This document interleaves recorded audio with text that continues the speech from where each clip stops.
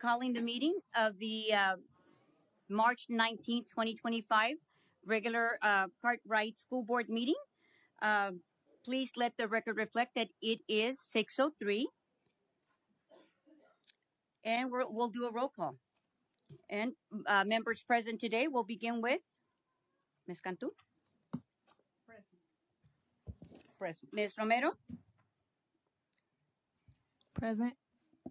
and Ms. Hernandez, Hello, you guys. I'm present. and Ms. Garcia. Present. Thank you. And we are going to go to the Pledge of Allegiance. And tonight we have Tomahawk Elementary Scholars, and we have a video. They're going to join us in spirit. Thank you.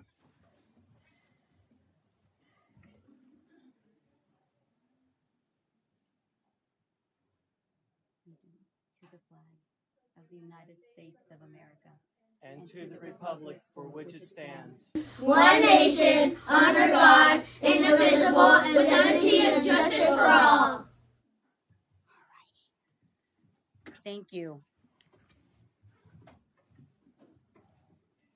And I'd like to introduce, let me get the names to make sure, the representatives. I have CEA Representative Betsy Bryan. Okay. And CEA Representative Mr. Cesar Cota. And representing the Parent Advisory Council, Aide Flores. Okay. No, I don't think so. Okay. And moving forward, I've got the land acknowledgement. No, and it had to be on the second page. Maybe not. Okay. The Cartwright School District is located on the ancestral homelands of the Hohokam, Akimil, Autumn, and Autumn Jude people, ancestors of the Salt River Pima Maricopa Indian Community, or otherwise known as SRP MIC. We acknowledge the rich oral history, culture of these communities, and their ancestral ties to the land. And do I have a motion? We're going into the adoption of agenda, or I move that we adopt the agenda. Do I have a second? Second. Thank you. We'll do a roll call vote, and we'll begin with Ms. Rosa Cantu. How do you vote? And we're voting on the adoption of the agenda. I vote aye. Thank you, Ms. Cantu and Ms. Romero. Adoption of the agenda. How do you vote? First, I'm going to explain my vote. As we are not following statutes, I am going to abstain. So thank you. Thank you. Ms. Romero abstains. And Ms. Hernandez, the adoption of the agenda. How do you vote? I vote aye. Thank you, Ms. Hernandez. And Ms. Denise Garcia, how do you vote? Thank you, Madam President. I will explain my vote by making the following statement. Although As long as it's germane to the agenda. Although I am a minority vote on a 5-member governing board, I will not stop insisting that the current board majority be transparent in all actions, including vote but not on the limited adoption of the agenda. Your 1, vote. transparency as to the Your status vote, of the interim Ms. superintendent's Garcia. contract Your vote and on executive the session. adoption of the agenda. I've requested multiple The times. adoption of the agenda. Transparency as to the The status. adoption of the agenda, Ms. Garcia. We're Madam not voting President, on anything Madam else. President, I'd like to just explain my simply vote. the Madam adoption. President, I'd like to explain my vote like you I have call done the multiple question. times.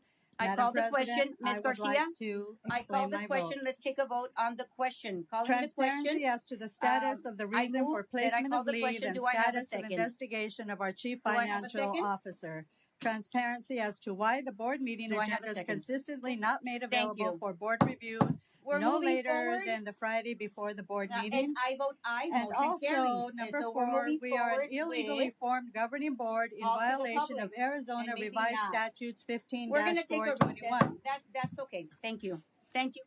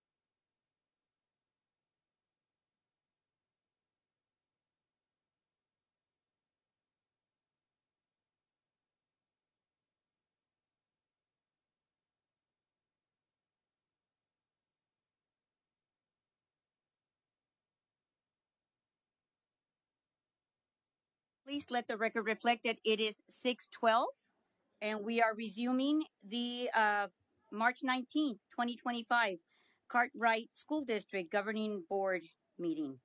And we're going on to call to the public.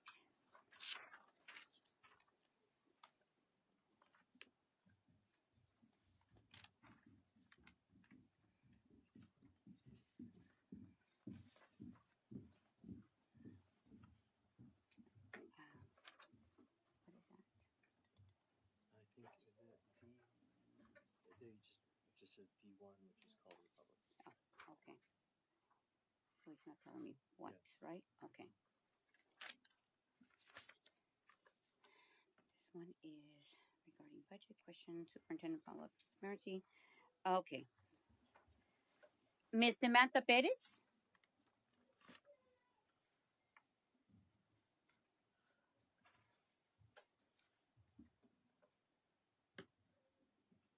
Oh, and where's the policy?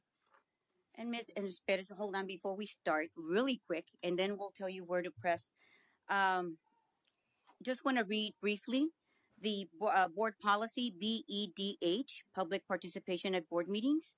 The board invites the viewpoints of citizens throughout the district and considers the responsible presentation of these viewpoints vital to the efficient operation of the district. The board also recognizes its responsibility for proper governance of the schools and therefore the need to conduct its business in an orderly and efficient manner. The board therefore establishes the following procedures and to receive input from citizens of the district. Any individual desiring to address the board shall complete a form which is the board request, and then the board president shall be responsible for recognizing speakers, maintaining proper order when possible, as possible, and adhering to any time limit set. Questions requiring investigation shall be referred to the superintendent for later report to the board. If considered necessary, the president shall set a time limit on the length of the comment period. Personal attacks upon board members, staff, personnel, or other persons in attendance or absent by individuals who address the board are discouraged. Policies KE, KEB, KEC, and KED are provided by the board for disposition of legitimate complaints, including those involving individuals. Upon conclusion of the open call to the public, individual members of the board may respond to any criticism made by an individual who has addressed the board. And that, my understanding, is solely to clarify. Presentations for unsolicited services will not be permitted. Companies or businesses offering services or possible interest to the district. They should send the information to the district office. Madam President? Yes. We do have some awards. Would you like to do those before or after call to the public? I'm sorry, I didn't see that on the. That's okay. Let's do the awards, if we can allow. Yeah. And today, who am I introducing? Victor. Oh, okay. Is Victor? Okay, Mr. Rodriguez. We've got an award of excellence to Brett R. Tarver Leadership Academy and Mark T. Atkinson Middle School Gifted Academy Parents of Distinction, which is a POD parent group. Victor Rodriguez.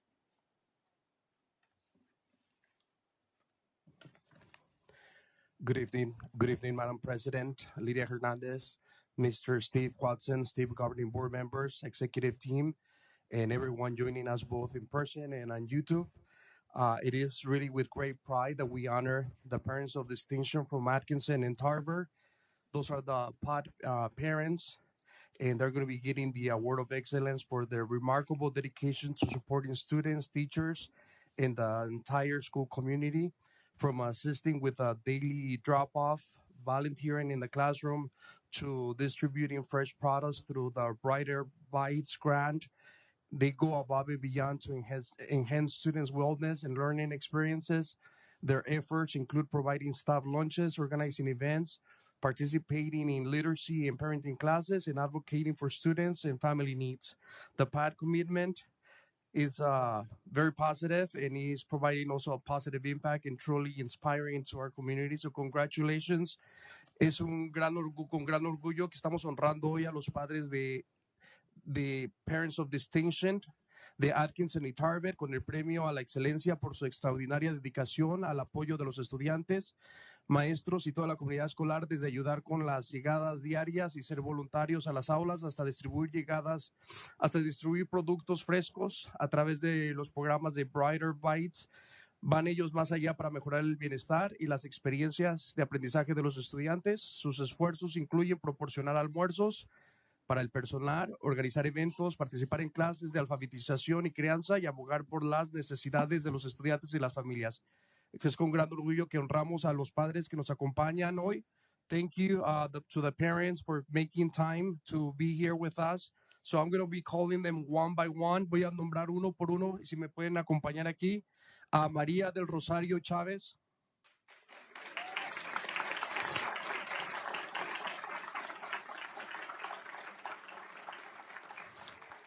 Lourdes Palecillo.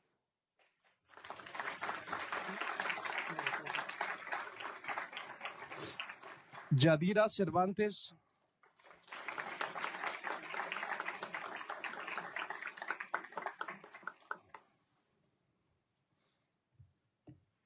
Yadira, gracias. Zenaida Saldaña.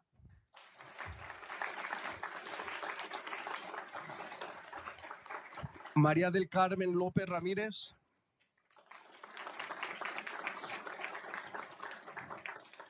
Ana Ruiz.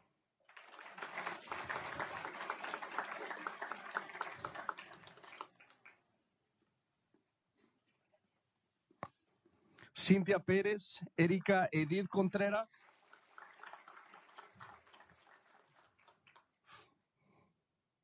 Mónica Coronado.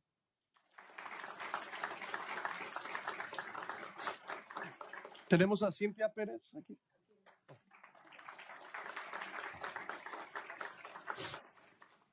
Erika. Mónica. Alicia Chávez. Alicia Solís Sánchez.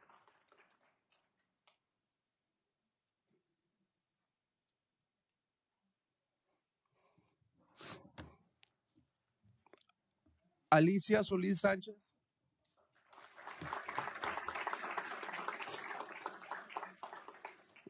Anabel Arballo. Araceli Hernández. Silvia Hernández.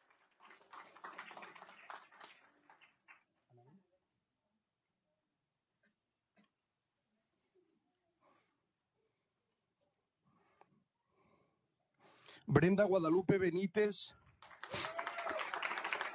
Lidia Uribe. María Contreras. María Gabriela Piña Vázquez. Sara Márquez. Irma Imelda López. Silvia Hernández.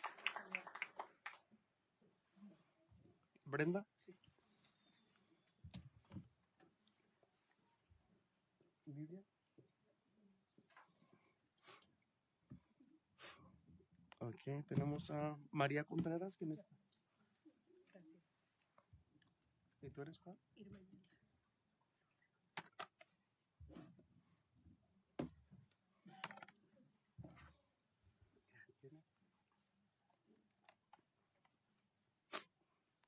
Se encuentra Sara Márquez. Sara Márquez, if you're here, if you can just come to the front. María Gabriela Piña. Lidia Uribe. Alicia Solís.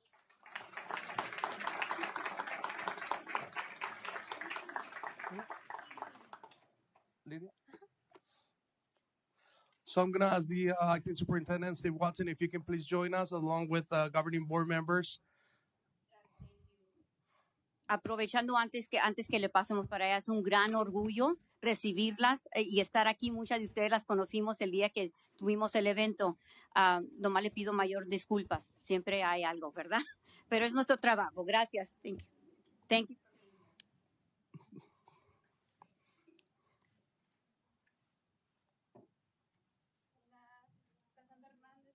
Muchas gracias. Muy orgullosa de estar de esta comunidad. Muy bien.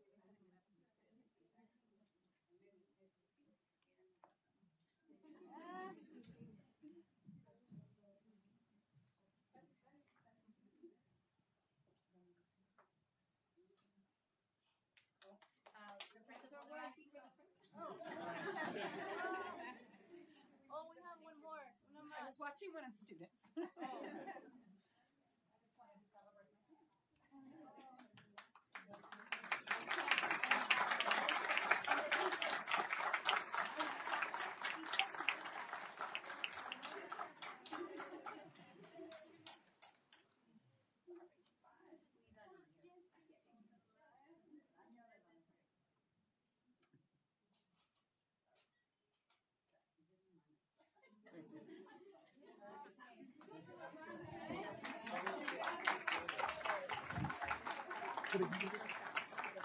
Thank you so much.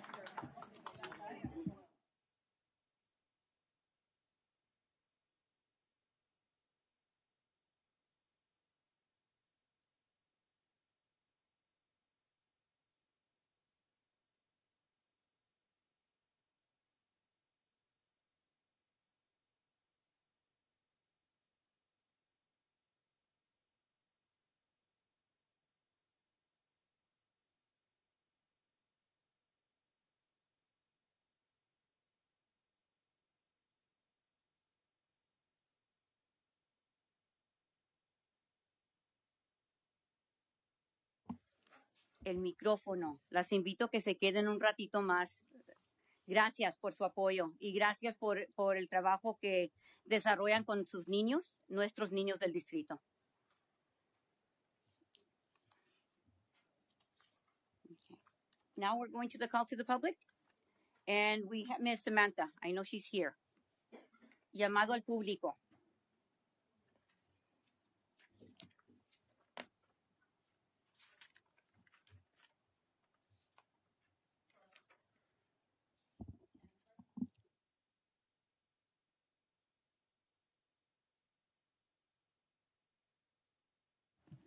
Okay. I have a question. Can I speak in Spanish? Thank you. First and foremost, I'm going to introduce myself. Hello, my name is Samantha Perez. I come from Justine Spatanli. I have 2 children who have been attending there. This is my first year coming to these board meetings. I got introduced through PAC, and I've noticed that there's a lot of irregulations in the system. One of the questions that we continuously have, and now I'm going to speak in Spanish, is primero les quiero dar las gracias a todos los papás que están aquí para la comunidad latina, porque usualmente no tenemos tantos papás de que vienen a este tipo de reuniones con nosotros. So, les quería yo invitar para que sigan viniendo a este tipo de meetings, para que también ustedes se den cuenta de qué está pasando en nuestro sistema, para ver si ustedes entienden de lo que es lo que está pasando y si ustedes también están bien con lo que está pasando. Necesitamos como comunidad de que todos abramos los ojos, así como yo los estoy abriendo. Por eso les estoy hablando en español, porque quiero retener la atención de ustedes. Ahorita en mi escuela tenemos rumores de que se le está pagando a 3 superintendents. Ahora, ya hemos preguntado múltiples veces cuántos superintendents están en nuestro payroll, cuánto se les está pagando, pero no nos han dado respuestas. Entonces, mi pregunta para el día de hoy es, ¿cuántos superintendents les estamos pagando? También a Dr. Lauder, a Emma y a Steve Watson. Y si sí, ¿de dónde estamos sacando ese dinero? Where are we getting that budget from? And I'm not just speaking for me. I'm speaking for other parents who have the same questions, who come to me and ask me. So, por favor, papás, les pido que por favor, están aquí para celebrar algo bonito, pero también abran los ojos de qué es lo que está pasando en nuestra comunidad. I talked to my city council. They said that if you guys are telling us that we are not paying Emma, can we have that in writing? And if we're not paying Dr. Lauder, can we have that in writing as well? And that would be it for today. Thank you. Thank you. During call to the public, we are not able to respond to questions. And I think we've explained that over the last few meetings. But since we are able to clarify, so I want to make sure that I do share and take advantage of the opportunity. And Ms. Samantha, thank you for being here because I know you've been here at some of the meetings, and I know you attended the representative, the House Educational Town Hall, and you asked your questions then, and I did provide an overview of answers, but I'm going to address just for clarification here, because at the last meeting we did share the information that's been available on the agenda. So any action that we've been taking, it's public. If it's here, it's public information. But and I invited everybody to look at to review the agendas. If you weren't here for the meeting in December, there was the meeting in October, the meeting on November 7th, and the meeting of December 5th. They all involve. It didn't involve me. Remember, I just became president at the beginning of the year. So a lot of what's going to be discussed.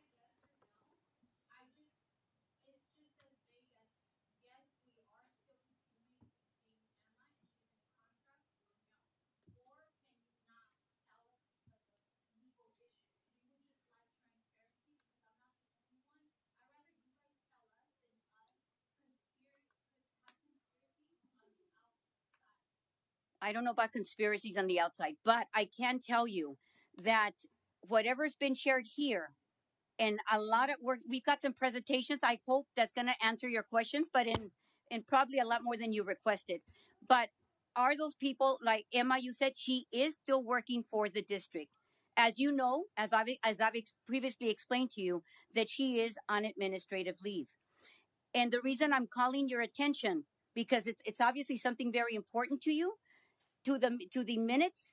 It's open to the public. You're able to look at the previous agendas, and you're going to be able to see that at one time we were paying 3 superintendents before any action took place in January. So a lot of that is not of our doing and my doing, but I'll be glad as I continue. I just want to respect what has happened, but it wasn't. I was on the board, but I was in the minority. But I hope that as we move forward with the presentations, we can meet afterwards. I'd be glad to either point it out as we go through because a lot, it's a lot of information, and a lot of us are new, and we also have new board members that hopefully as we go along are going to learn that process as well. But thank you for taking the time and being here. And I've got one more, I believe. Let me look through that.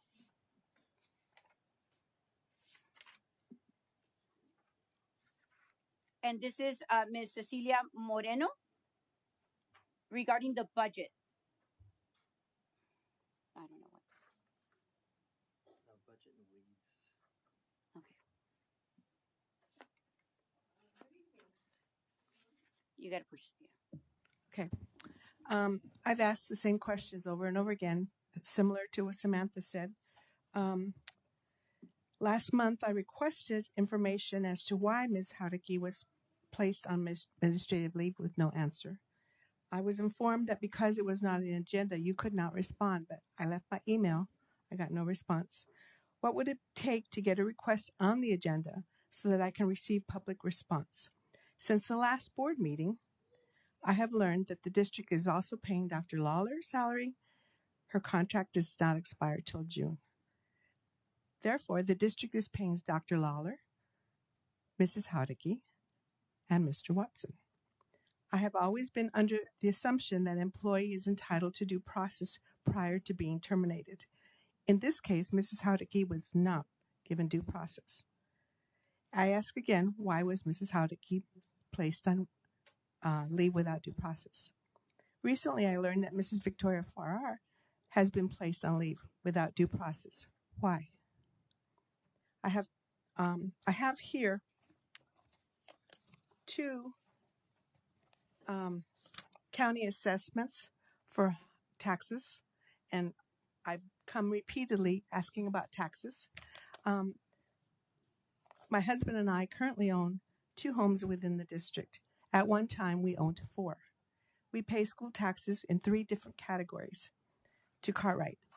We pay property taxes for Cartwright, we pay for bonds, and we pay for overrides twice, 2 different houses.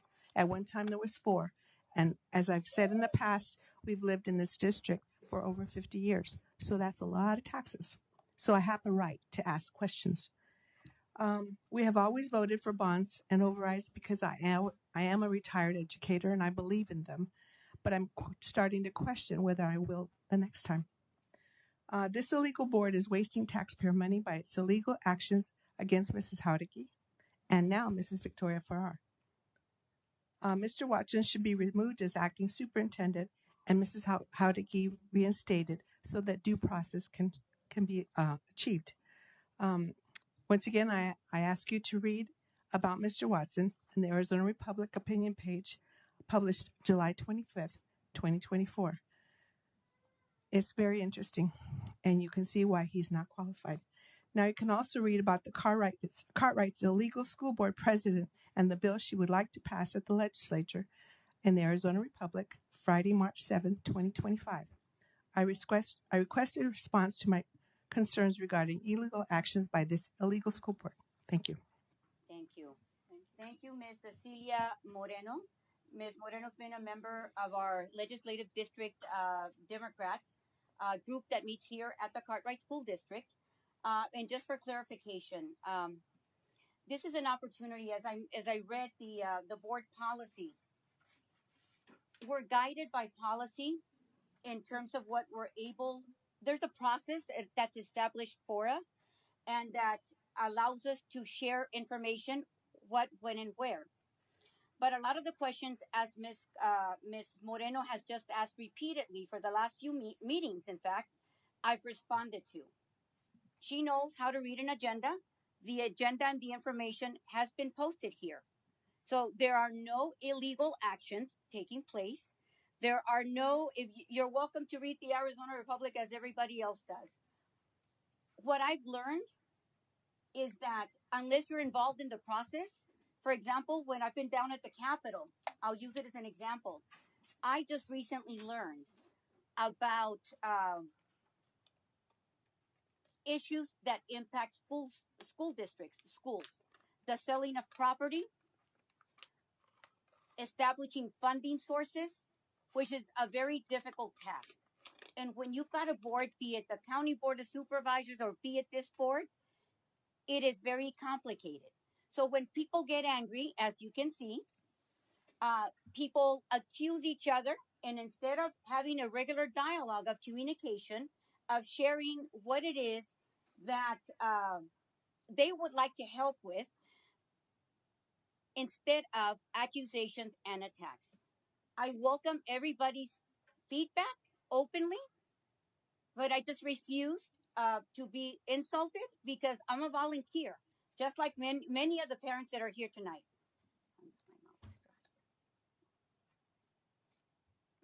Sorry, I'm taking medication and I need water. But I've always, throughout the time of my service, always asked for feedback, open doors. Nothing's being kept secret. If you have any questions that have not been answered, especially, I would ask that everybody stay because we do have some information. A lot of the decisions and a lot of the bulk of questions that people have happens during the agenda. So I'm hoping that today we walk away with more information. And I ask for your time and patience as we move forward because this is difficult. It's a challenge, but we have to work at making things better. A lot of decisions that were made were not done properly, and it is a lot of work.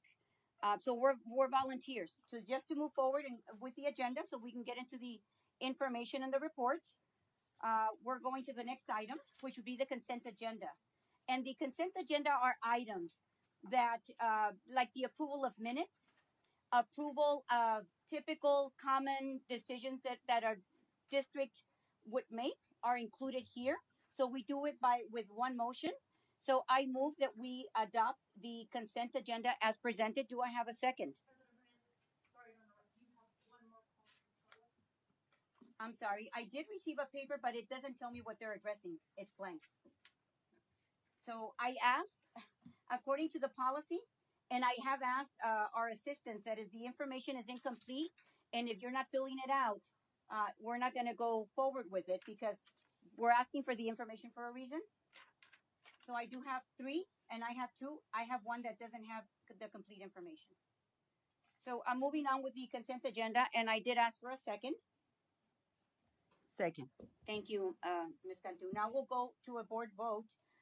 Ms. Cantu, we're voting on the consent agenda as presented. How do you vote? I vote aye. Thank you. Ms. Romero, how do you vote on the consent agenda? As we are breaking Arizona state statutes, I will be abstaining. Thank you, Ms. Romero. And Ms. Hernandez, how do you vote? I vote aye. Thank you. And Ms. Garcia, how do you vote on the consent agenda?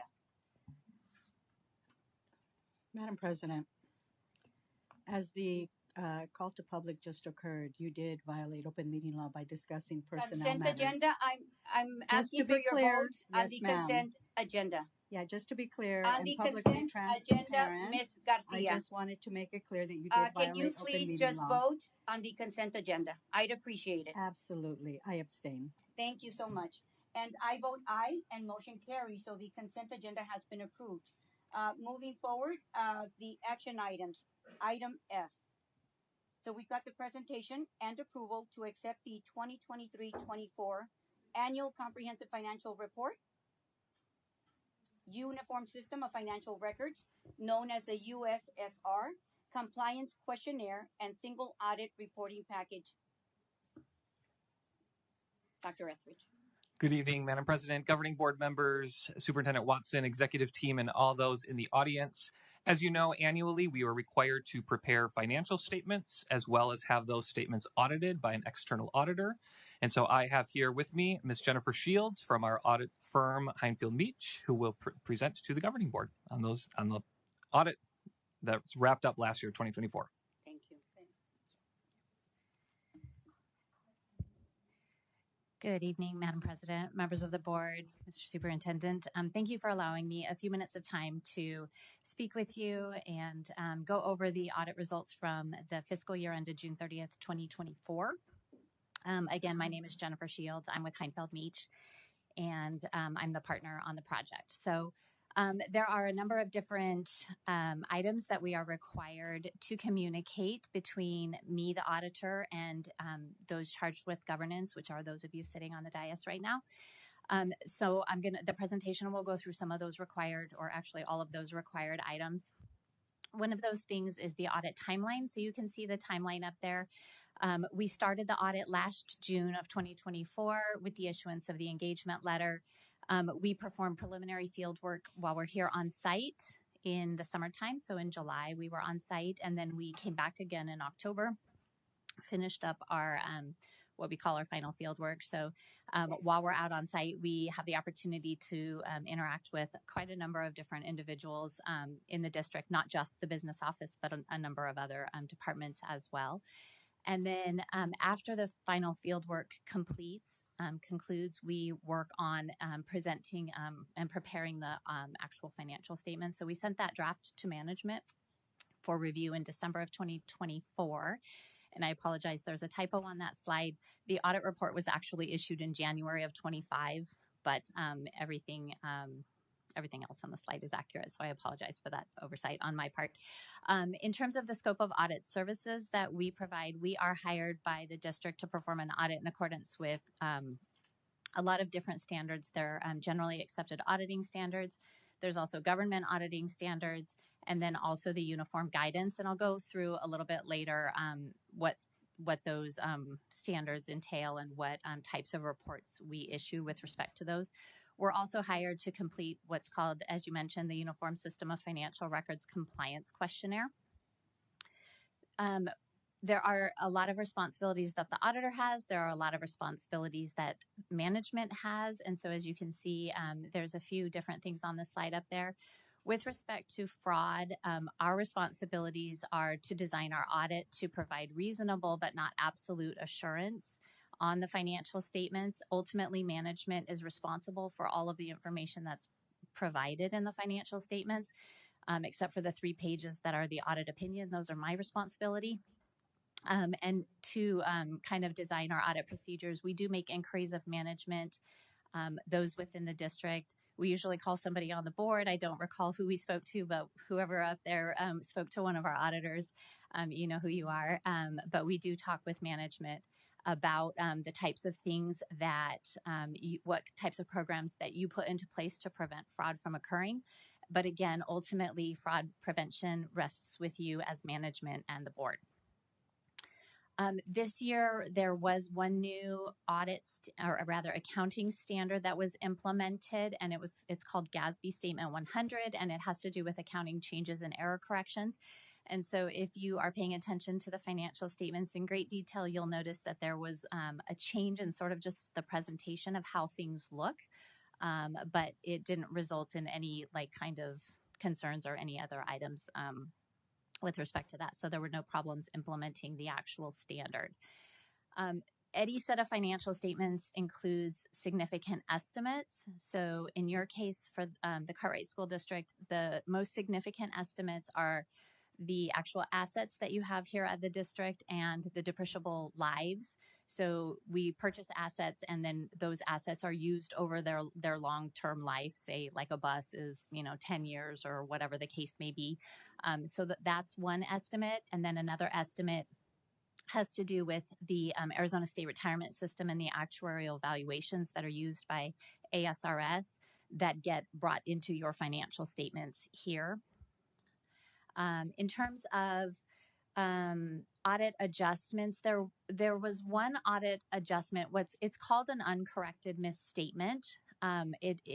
What it has to do with, it's pretty complicated, but I just talked about that there are estimates in the financial statements with respect to the ASRS pension.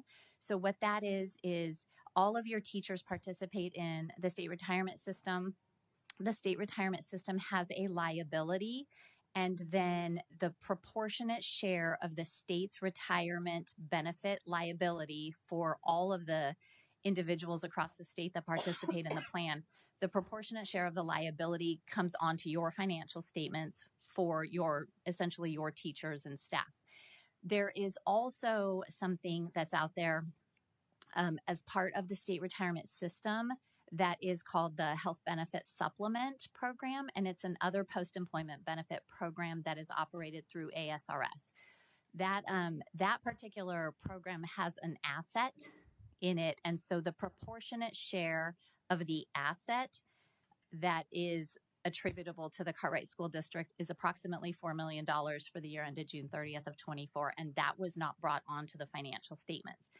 There was a discussion held with management. We talked about the complications in adding an asset that doesn't really ultimately provide any information. It provides a lot of information, but it does not provide any additional resources with which you can operate and run your school district. So because it was not material, it was not brought onto the financial statement. So that's what that is. So there's nothing, management didn't do anything wrong, and there's no concerns there from our standpoint. In terms of non-audit services, the audit contract that you guys sign with us also has what we call non-audit services, and that is where we prepare the the financial statements for you through taking your accounting records. And then what we do is we take your accounting records and we put those in the format that's required for external financial reporting, so that we can give the opinion about the financial statements being in accordance with generally accepted accounting principles. And then we also assist with the preparation of what's called the data collection form and the schedule of expenditures of federal awards, which has to do with the federal dollars that the district spends each year. Other required communications, we had no disagreements with management over any financial, accounting, reporting, or other matters. At the end of the audit, we asked management to provide a series of representations to us, which consist of probably like 7 or 8 pages worth of representations that ultimately state that everything we asked for in order to complete our audit, management provided all of that information to us. And then as external auditors, we are required to maintain our own independence and follow our own series of ethical requirements. And so we assess our compliance with both independence and ethics, and we had no violations that we would have to report to you tonight as well. In terms of the actual audit reports that are issued, so you should have 3 different audit reports that are issued. The largest one's called the ACFR, the Annual Comprehensive Financial Report. There's also the single audit reporting package, and then that USFR compliance questionnaire that we talked about. So I'm not going to go over all of these, but if you were to, I've put some PDF page numbers on the slides for you so that you have a chance to, at your leisure, go back and take a look at a few things. Page 20 is the independent auditor's report. So again, those are my 3 pages. And I'm happy to report that the opinion was unmodified. That means there were no material misstatements that would render a different type of opinion. So essentially a clean opinion. And then there's other page numbers for information if you wish to, kind of look at specific information with respect to the district. The single audit reporting package. So this is the report that gets issued in accordance with uniform guidance. And so I mentioned uniform guidance earlier. So this is essentially the report that has all of the information related to your federal programs. And then also in accordance with government auditing standards, we're required to issue a report on internal control over processes here at the district. So with respect to the federal awards, we did not have any findings. We tested 3 different federal programs. They're listed on the slide up there. So we looked at the special education cluster. We also looked at student support and academic achievement, which the district here, a large part of that was a new program that was operated last year called Stronger Connections. So that is what that official title is. And then of course you see Education Stabilization Fund up there, and you all know that as ESSER. So no findings and no non-compliance with respect to the federal test work. However, we did note one deficiency in internal controls, and it related to some IRS tax filings and some delays in filing reports due to some control weaknesses. Then the USFR has about 30 different pages of questions that are divided into 18 different areas. And I've listed 4 of them up there for you so that you can get an idea that this audit does not just contain things of a financial nature. We also look at things like student attendance or procurement and things like that. So any non-compliance items would be noted in that document. And then just in terms of final comments, excuse me, management and staff were very cooperative and helpful during the audit process. It's, as you can tell from the first slide, it's quite a lengthy process, and it involves a lot of work and a lot of documents to be gathered by various individuals here. So we would just like to, specifically Dr. Etheridge, he provides a lot of the information and coordinates a lot of that, and his team does a wonderful job. So everybody was super helpful for us there. And then just looking forward to next year, the district will have one more new accounting standard to implement, which is going to require a significant lift by district personnel. And it has to do with compensated absences, which are essentially like vested vacation and sick leave. And so there's going to be a heavy lift over that area in the coming year. And so with that, that concludes my presentation, but I'm happy to stand for any questions. Thank you. Thank you. That's you have a lot of categories, and it's a very broad document, and this is like a very light overview. You mentioned the report. That's not all of us are know what this type of report. Why is it important to us? Could I just ask you why we have this type of report? Why do we do this? Just a general, and then I'll go into the question with the IRS. Which of the specific reports, or all of the reports all collectively? Of the reports. What is the purpose of your firm, for example, coming in Sure. and doing an audit? What does that entail, and why? Even though you mentioned that in the introduction, moving in, but. Okay, sure. So just backing right back up to the start, there's a state statute that requires all public school districts in the state of Arizona that are subject to single audit requirements, you have to undergo what's called a single audit. And a single audit is currently required when your district spends more than $750,000. So for fiscal year 24, your district spent, I think, over 40 million. Yeah, over $40 million of federal money. And so that's well above your $750,000 minimum threshold. So that requires you to have this type of audit. And then the uniform guidance, the single audit, specifies that the government auditing standards and the issuance of the report on internal control and uniform guidance, all of those things be followed. The Auditor General. So those are rules. Yeah, those are and state rules. And then the state rule also says that the Auditor General has ultimate responsibility for determining compliance with USFR, and to achieve that, those procedures are brought into and performed with a single audit. So all of the school districts have to go through this. So that's to ensure. And you just mentioned an amount like 40 million, which is 40 million. It's a lot of money. Yes. A lot of money.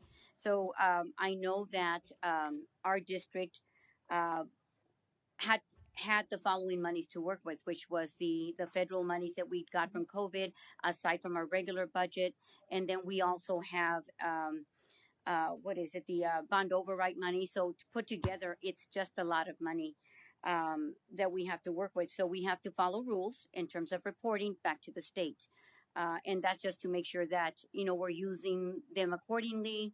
That we have the correct checks and balances in infrastructure, I guess, that we've got everybody looking, making sure that we're using it the way it's supposed to be used. That's correct. And I'd like to, does anybody have any questions? I have a question, and I know you just said it, but I'm taking notes, and it is a lot of information, and I'm very new, so I'm just trying to make sure I understand, especially because this is very important. It's a state statute, and as we need to be following it. You said that in order for us to have required by the state for being a public school district, you have to go past how much money? It was $750,000 is what was in effect for that fiscal year. Okay. It's changing next fiscal year, but the base threshold is only increasing up to $1 million. But essentially, any government that spends more than currently $750,000 of federal money, okay, as of right now, in any given year, has to have this type of audit. It changes every year, or it only changes when the federal government changes, and I think they haven't changed it in quite a number of years. I apologize, I don't know how long it's been, but it's been at the $750,000 threshold for quite a number of years. Thank you so much. Mm-hmm. Any other questions? Just for clarification, you say you spoke to a different board member, to another board member, to kind of collaborate with this report. Did you remember who that board member was? I apologize. I did not look at that in the files. It is typical that we rotate different board members, and the procedures would have been performed most likely in the July timeframe. So I realize this board has some new board members. It could have been one of the outgoing board members. I don't have that information. Thank you. Thank you. Right, and yeah, it was a different set of boards, and so this is the first time that I see it. I was aware that we had received it, and I've been on the board for many years, but just was surprised that we just hadn't seen it. But going into that, not having to do anything with you, you did your share. Could you explain to us the findings? The finding in the single audit, or the findings in any of the above? Okay. Well, there are two different types of findings. There are findings that are reported that are considered material weaknesses or significant deficiencies that are included in the single audit report. And then there's another type of finding that's considered a non-compliance item. Those would be reported in the USFR compliance questionnaire. And so most people are more concerned, I believe, with the findings in the single audit report. And so, in particular, in your case, we did come across a weakness in internal controls that we felt rose to a level that required disclosure to make sure that the board was aware. And it had to do with some breakdown in processes about tax filings. And so there are quite a number of tax filings that have to be completed by the district. And one of the major ones is what's called the 941. And what that is that's the quarterly report that goes to the federal government for quarterly payroll taxes. And there was a breakdown in controls, the way I understand it, that the reports were not filed properly. And so it appeared that they were not filed timely. And that had to do with just some different changes in personnel and lack of understanding of how to file those reports. And so for that reason, we felt, well, ultimately what ended up happening is the IRS assessed a fine for the late filings related to that particular instance. And I believe for this audit year, there were 2 quarters of filings that were late. So what that tells me, and they were the first 2 quarters of the fiscal year. So then the district actually worked and fixed the filing issue on the second half of the fiscal year so that the discrepancy should be resolved already and you shouldn't see that finding in future years. So, and ultimately a significant deficiency or a finding is something where there's a breakdown in internal control such that an error could occur and not be detected. So errors occur all the time. I mean, we're humans, so it's not problematic to have errors, but your internal control environment exists so that you catch those errors and correct them and remedy them in a timely fashion. So the internal controls would be for us to understand. Internally, we have different positions that oversee. Somebody's in charge of something. Somebody, checks it, passes on to the.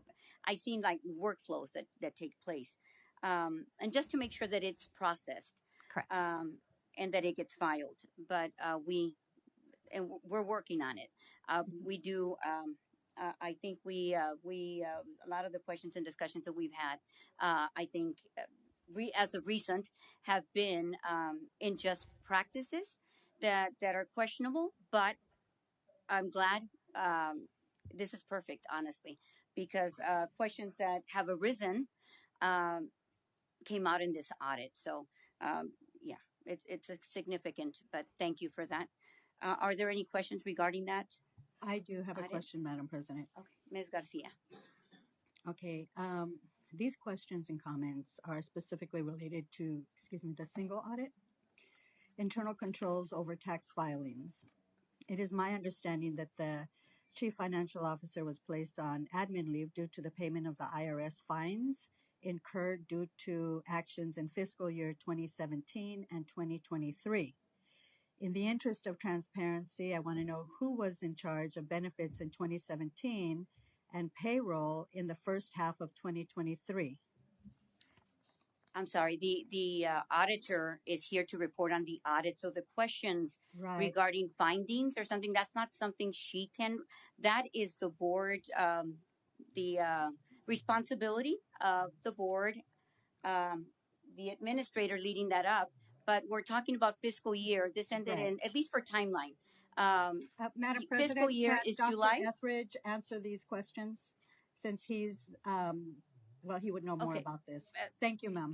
Thank you so much. We're. I have a question. Oh, sorry. And my mic is not working, but I hope you can hear me. Okay. There you go. It's red. There you go. Got it. Sorry.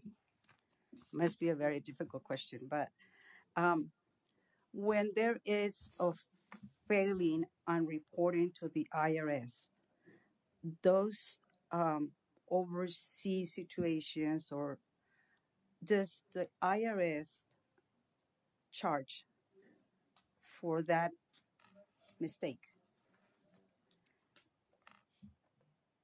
If I understand your question correctly, you're asking if there's an error made in filings, does the IRS assess fines? That's correct. And that is my understanding, although the IRS is made up of a number of individuals as well, and they follow their own processes. But if even as an individual, you don't file your taxes timely, you will be assessed a fine. Okay, so we're talking about the district, and I understand what you're presenting to us is the district in general about the spending, and during that transactions, we oversee a situation that, oh, I forgot to do that, but still IRS will charge the district for that mistake. Correct you? Yes, that is my understanding. That is what they do. Thank you. Thank you. Madam President, I do have another question. So this may speak directly to Dr. Etheridge. He might be able to answer these questions, just like the one that I just asked. So in the interest of transparency, I want to be stated publicly the position of the person who created the purchase order, the person or position of the person who approved the purchase order, the position of the person who approved payment of these fines back in August 2024. Dr. Etheridge, would you be able to speak to these questions? Are there any questions for the regarding the audit for our presenter? So that regarding the audit or audit findings, I do. Can you explain to us the fiscal? We do the audit every year, so the fact that we just received it and we saw your timeline, this covers, you said, fiscal year 24? 24. So from July 1 of 2023 through June 30th of 2024. Okay, so the year. It's just, this Yeah, is it how aligns with your budget our year, school your budget district cycle. has a difference. So it's not January, it's 24, but it covers a year. That is correct. But interestingly, your tax filings are done on a calendar year, so it does get a little bit confusing. And are there any other questions regarding the audit, its purpose, its findings? Yes, Madam President, are my questions going to be addressed by Dr. Etheridge? Moving forward, and I will address that myself and before we let Mr. Etheridge go, but this is just the audit finding. Right, which speaks to these questions. Thank you. Thank you. Thank you for your time. Okay. Am I good? Yep. Okay. Thank you. Thank you. We understand it. The it's almost I don't want to give. I just want to make sure. I want to guide our board that if we have questions regarding the board, the intention of the board meeting is not to find not to point the finger at who we think could be. This is not the role of this board. This is to discuss what we have on the agenda is the audit and its findings. And if we have any questions regarding that, then I will allow. But if it goes into a personal, we will stop. We will move forward with the agenda. Madam President, this has nothing to do with personnel. These are questions pertaining specifically to the audit. And I believe that the public deserves to know where this money has gone and what is the protocol, the questions that I've just asked that I believe Dr. Etheridge can speak to. Okay. And Ms. Garcia. So it's nobody here, and please stop, please refrain from stating that somebody here doesn't want to know. We all do, trust me. However, as you know, because you've been a board member for many years, there are certain items that we can discuss or not discuss at the dais because we're governed by policy. I just want us to be mindful and respectful to our staff, and I want to make sure that we're asking those questions diligently. Dr. Etheridge.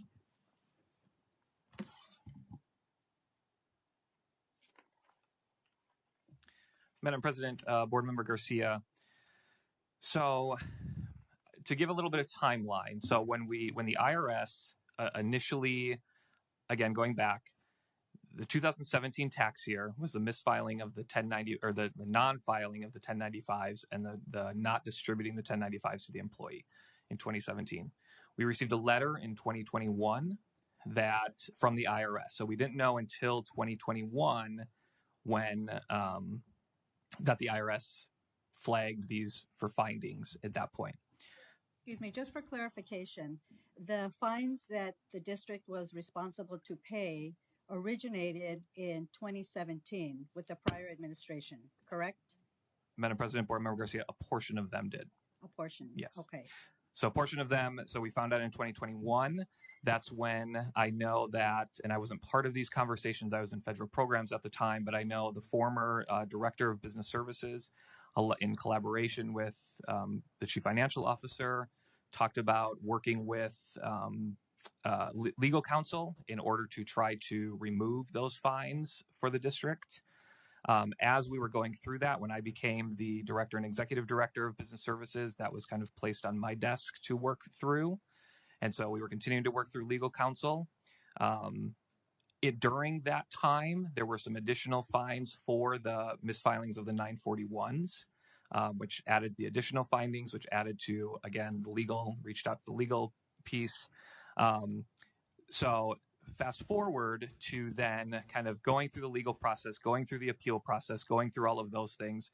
It was determined at the advice of legal counsel that we should probably just pay these fines. And so at that point, this was about the end of July. And so at that point, I brought to the Chief Financial Officer as well as the superintendent at the time to let them know that this was kind of the direction that the legal counsel had stated. And so I was told to pay those fines. And so I went in to create the purchase order, approve the purchase order, because to Board Member Cantu's point, the longer you wait on those, the more fines you pay, the longer you wait to pay that. And so that went through the purchase order process to approve that. My secretary entered the purchase order. I approved the purchase order. Accounts payable paid the purchase order. And then that went through that piece there. So you created the purchase order. Correct. Because after discussion, correct, Madam President and Board Member Garcia, after discussing with, again, the Chief Financial Officer and the superintendent, in fact, it was the entire executive leadership team, that this was happening and what direction would they like me to take. And then the last presentation you gave, the last presentation that you had. Can you hear me? Yes. The last presentation that you had provided to this board, you had stated that the majority of the penalties were incurred in 2017 with the previous administration. Madam President, Board Member Garcia, that's correct. About 1.6 out of the 2.1. Okay. And then in 2023? Correct, yes. That was an additional? Correct. Okay. I do have another question. Okay. Well, again, in the interest of transparency, are you aware of any future fines, penalties for any other payroll benefits related issues we will need to pay this school year that is not mentioned in these reports? Madam President, Board Member Garcia. So what I will say is, again, in the IRS fines from 2017, we didn't find out about them until 2021. So I cannot stand up here and say we will never have another fine, because if there's still pending issues from the misfiling of, for example, the state taxes instead of the IRS, we could find out about that next year, for example. But the internal controls, as Ms. Shields talked about, moving forward have been fixed. So we know that starting now, moving forward, there should not be any findings for anything in this current fiscal year. No more penalties is what you're saying. No more penalties based on filings for this current fiscal year. Again, I don't know if they come back, and say, hey, back in 2023, ASRS, for example, or state retired or Arizona State, for example, have some of those things. Those could still come up. Okay, and so let me see. Okay, so what you're saying is there's nothing pending right now to be addressed in these reports, correct? So, Madam President, Board Member Garcia. So there are again some additional. There were some different findings, not related to audit findings, but for example, ASRS. There were people that moved from part-time positions to full-time positions that now have to pay into ASRS that were not deducted, through those things. So those were. Okay, well, that's huge. I'm interested to know what the penalties that we will incur. Speaking to that, that would come from an oversight, correct, between your department and payroll? Madam President and Board Member Garcia. So my department, so business services and human resources. So there's excuse me. So there's communication between those two departments when employees change positions and things like that. And Dr. Grijalva and I have been in constant communication about shoring up some of those things. So again, moving forward, we don't have any of those issues. Okay. So speaking to that, when did you discover how much time has gone by? In other words, what do those penalties look like? An estimate, what do they look like? When did you discover it? And frankly, I think a good question would be is how long has it been going undiscovered? And why would that have been? Madam President, Board Member Garcia, so again, with the changing in staff, along with the IRS penalties, some of those issues, we noticed some breakdowns in that. And so we're taking some personnel actions to make sure that those things do not move forward. With specific into the ASRS, the amount that was not withheld was $55,000, which is not a penalty. That's just what should have been withheld that was not. The penalty on that was about $5,000.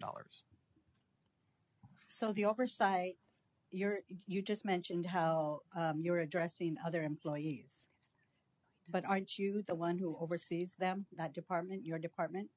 Wouldn't you have already been able to address those matters in a timely manner to avoid these type of penalties? No, Miss Garcia, if you want to find fault, as I mentioned at the last meeting, we have a lot of staff that oversees. Madam President, I'm looking for transparency, not fault. Transparency is what I'm asking for. No, we don't want to violate. We don't want to violate any employee rights, any board policies, but I will cover the process of which we have an organizational chart, and for those new board members as well, as moving forward, an organization. I'm gonna begin with what I ended last time, and I said, as the board, we're here, we're volunteers, and we're here to oversee. We don't get paid, and we make our meetings. We review our agendas with the superintendent. The superintendent is responsible for a team.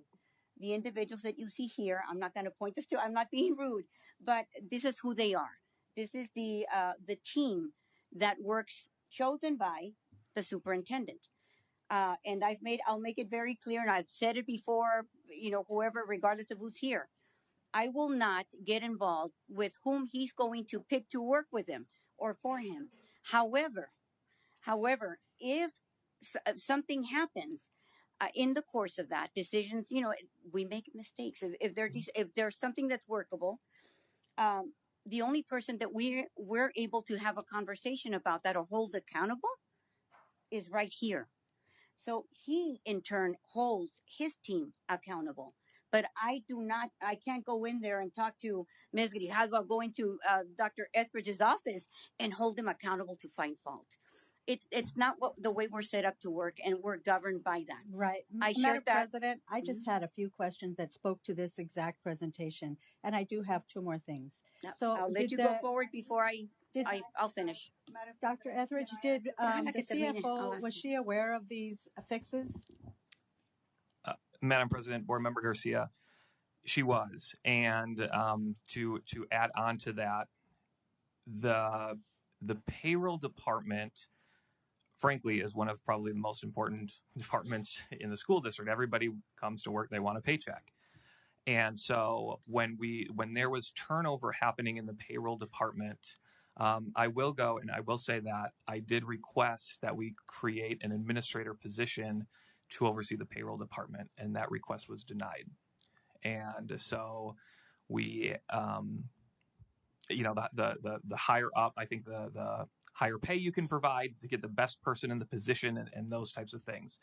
And so we had to find somebody that without as much experience, without, as just hadn't had experience in some of these different situations here in order to move forward. And so then after we recognized that there was a breakdown in some of these things for those positions, that's when we finally were approved for that administrator position. So one more thing, Dr. Etheridge, thank you. I appreciate your time up here.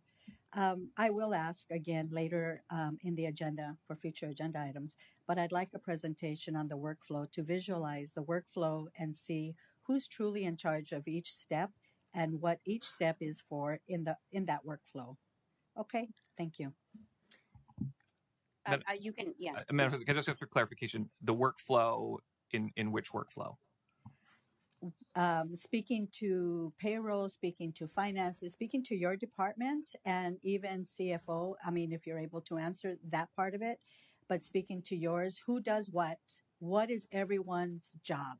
What is everyone accountable to do? What does that look like? Kind of like an organizational chart, so that we can have a visual and see who does what, and basically accountability and transparency. Thank you. Madam President, board members, yeah, absolutely. And I think that's actually even a bigger picture organizational chart in general.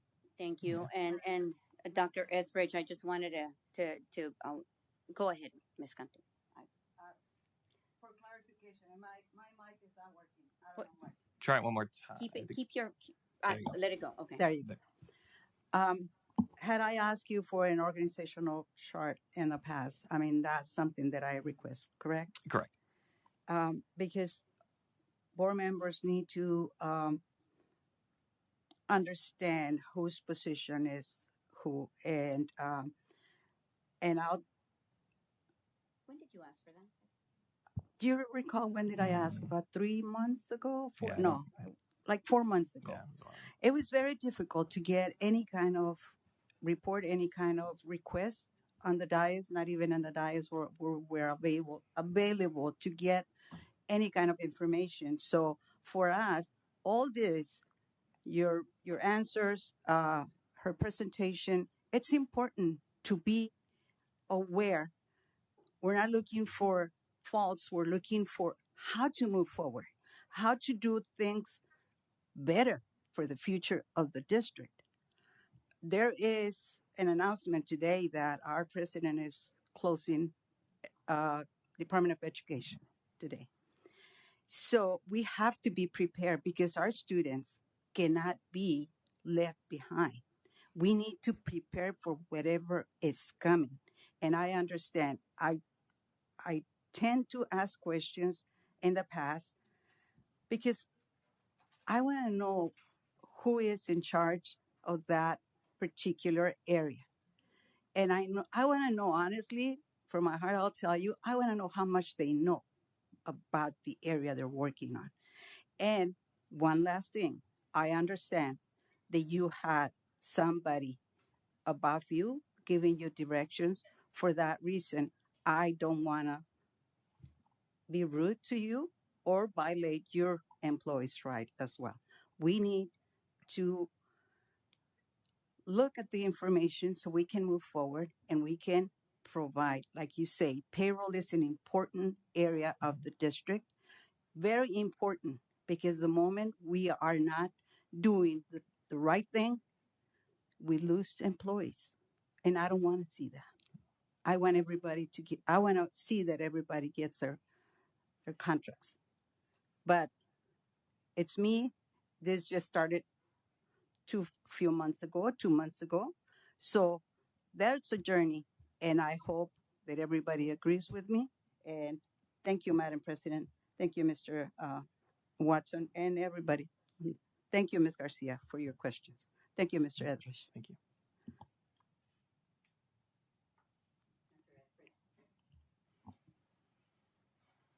I just remember when Ms. Cantu was asking not just about the organizational chart. In fact, I think you did get because there was a presentation, and I remember asking for that, and I remember she getting that.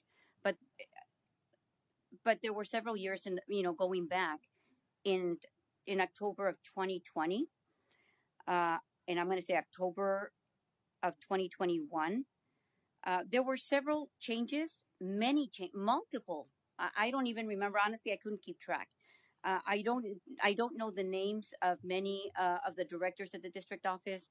I never cared to go beyond that, except just in terms of the presentations, how the impact, whether we were moving forward. I always ask questions about the letter grades, the initiative circle, the tutoring over the many years. But in usually around this time when we there was hiring practices, I mean hirings going on. They happened so they would take place so quickly, and I remember reading off in October of 2021 with our legal counsel when he was playing the role of, and I asked, and I read 3 pages of his qualifications and the job description. I read that job description word for word. It might have taken me maybe 5 minutes, but I did it for a reason, because I couldn't understand how we could hire legal counsel. With all due respect, nothing against the individual. It's just I'm trying to think strategically how you're going to develop and roll out your job. And because it has an effect on job performance. So as I read through it, he was the assistant superintendent. He oversaw procurement. He was a legal counsel for the board. He was a legal counsel for the superintendent. Um, he also oversaw construction projects because he had a strong background and expertise. I don't doubt any of that. But I couldn't understand after reading that and trying to get a good grip on what he would be doing, because during board meetings he would sit here and he would obviously have to prepare us, have to prepare, read all our contracts, our employment contracts, anything that the board was needing at that time, but a multitude. That's just one. But I thought, I joked at one point, and I said, I feel whiplashed. I mean, I don't know who's coming or going. So many positions that were, the HR person had for 3 months, an assistant superintendent with a big responsibility, educational services, doing other roles or dividing those roles up. Currently, we have a superintendent who's been hired to be a deputy, but oversees educational services and human resources. I don't know how somebody, I mean, I have issues, playing, understanding 5 roles or things, but in a district this large, um, I don't think we could find enough uh, positions to fill to do that role. So it's normal. I don't expect you guys to be perfect. There will be, if we're making decisions like that, we are seeing the repercussions. And it's not just one. That we're working, Mr. Watson is working on doing an assessment, a needs assessment, doing an overview. I won't take some of that. You could explain some of that, but for the same purpose and the same reason behind it. So we're not looking, I think as Ms. Cantu mentioned, at firing or being mean or angry and mean spirited. You can't do your job. None of that. The reason we're doing that is so that we don't end up paying $2 million because a mistake might have taken place 2018, whenever that might have been, but there was a change in leadership from top to bottom in 2019. We were all here at that meeting. You were there, Ms. Garcia. Madam President, Ms. Cantu, thank you for. Let me finish though. Oh, I'm not okay. finished. A lot more. We're going back to that journey because that money multiplied with added fees, and we had and I'm gonna, with all due respect, we had an attorney that did his due diligence. The guy was good. He was really good, but as good as he might have been, playing all those different roles, having our assistant superintendents changing. I think I joked, and this is not personal in any way, but I remember bringing this up.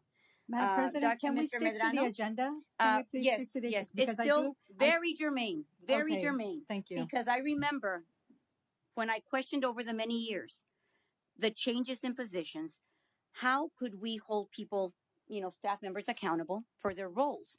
If they were only there serving 3, 4 months, whether they got a good grip on it or not, and let's say not because they were moved on, but how do you expect somebody to even develop within their profession by that many changes? And this happened repeatedly over 2020, 21, 22, 23, 24, up until the month in the fall, July, I think it's July of 2024, that Ms. Cantu was asking for an organizational chart because she couldn't keep track and didn't understand the multitude of changes.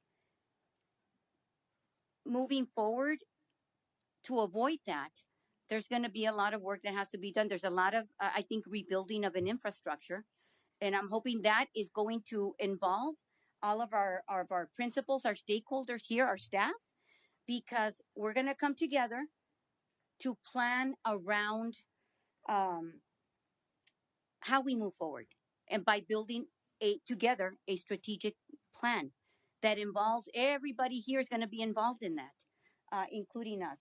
And if you want to stop me in anything, you want to chime in on that one or wait, that's fine. But thank you, Dr. Etheridge. You've done a great job. We understand the dynamics after reviewing a lot of documents. There's a lot of missing documents. There's a lot of gaps. There's a lot of ifs, and I'm doing my best to be able, when the public asks those questions, I want to make sure that I'm dealing with all of the information at hand, because I don't want to jump the gun right now. We're getting a lot of reports in, and that's in the assessment and needs. Thank you so much. Yeah. Madam President, may I?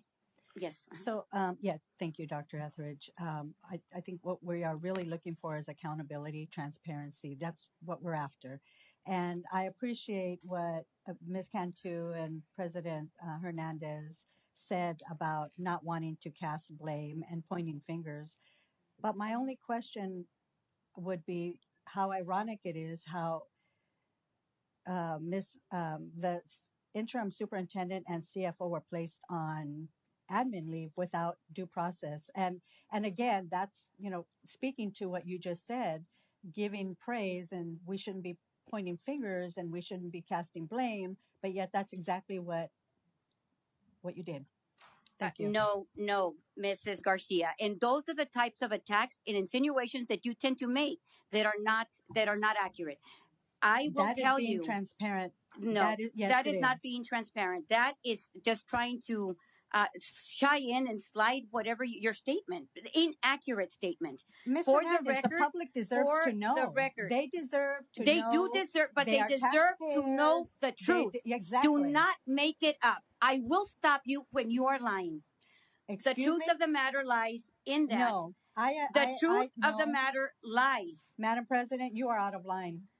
Miss Garcia, I am going to move forward. But for the record, there are a lot of discrepancies, a lot of infrastructure that we're going to have to build up moving forward. Whether some want to accept that or not, I'm going to invite you to be present and work with us at that future planning when we get to that. But right now, there's assessments, there's needs, I'm going to tell you that we just have a lot of work. The audit findings that we had here are just an example and helped outline and bring something forward. It shed some light. In the documents moving forward, I did not have access to that as a board member. Repeatedly, and this is why I'm not the most likable person for the last 5 years, because although I was in the minority, I continue to be professional and ask my questions. Might not have gotten the most professional response, but this is why this is so important moving forward, because we cannot fix things if we deny.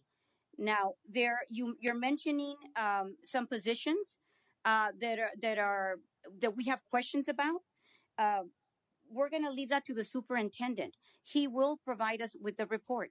But do know that I have the entire trust in this team, that they're not going to come lie to me and say that something wrong is taking place. I would welcome any of that. If we're not being transparent, we just want to move forward. It's going to take a lot of work. And Madam President, I would refrain from attacking me with verbal accusations in the future. Thank you. I just shared that with you, Ms. Garcia, but thank you. Dr. Etheridge, thank you so much. Thank you. I've got, we're moving on with the action item F, which would be the action item F1, which is the approval of and acceptance of the 23-24 annual comprehensive financial report. And I've made that motion. Do I have a second? This is to accept the audit report that we just had a presentation on. I vote aye, Madam President. Thank you, Ms. Cantu, and I'll go for a roll call vote. And again, we are voting on action item F1, which is a presentation and approval to accept the 23-24 annual comprehensive financial report, in which we just had the presentation. Mrs. Romero, how do you vote? As we are breaking Arizona state statutes, I will abstain. Thank you, Ms. Romero. We have an abstention. Ms. Hernandez? I vote aye. Thank you. And Ms. Garcia? I abstain. Thank you. And I vote aye. Motion carries. Going on to item number 2, which is information and action regarding the second reading for proposed revised policy BE, school board meetings.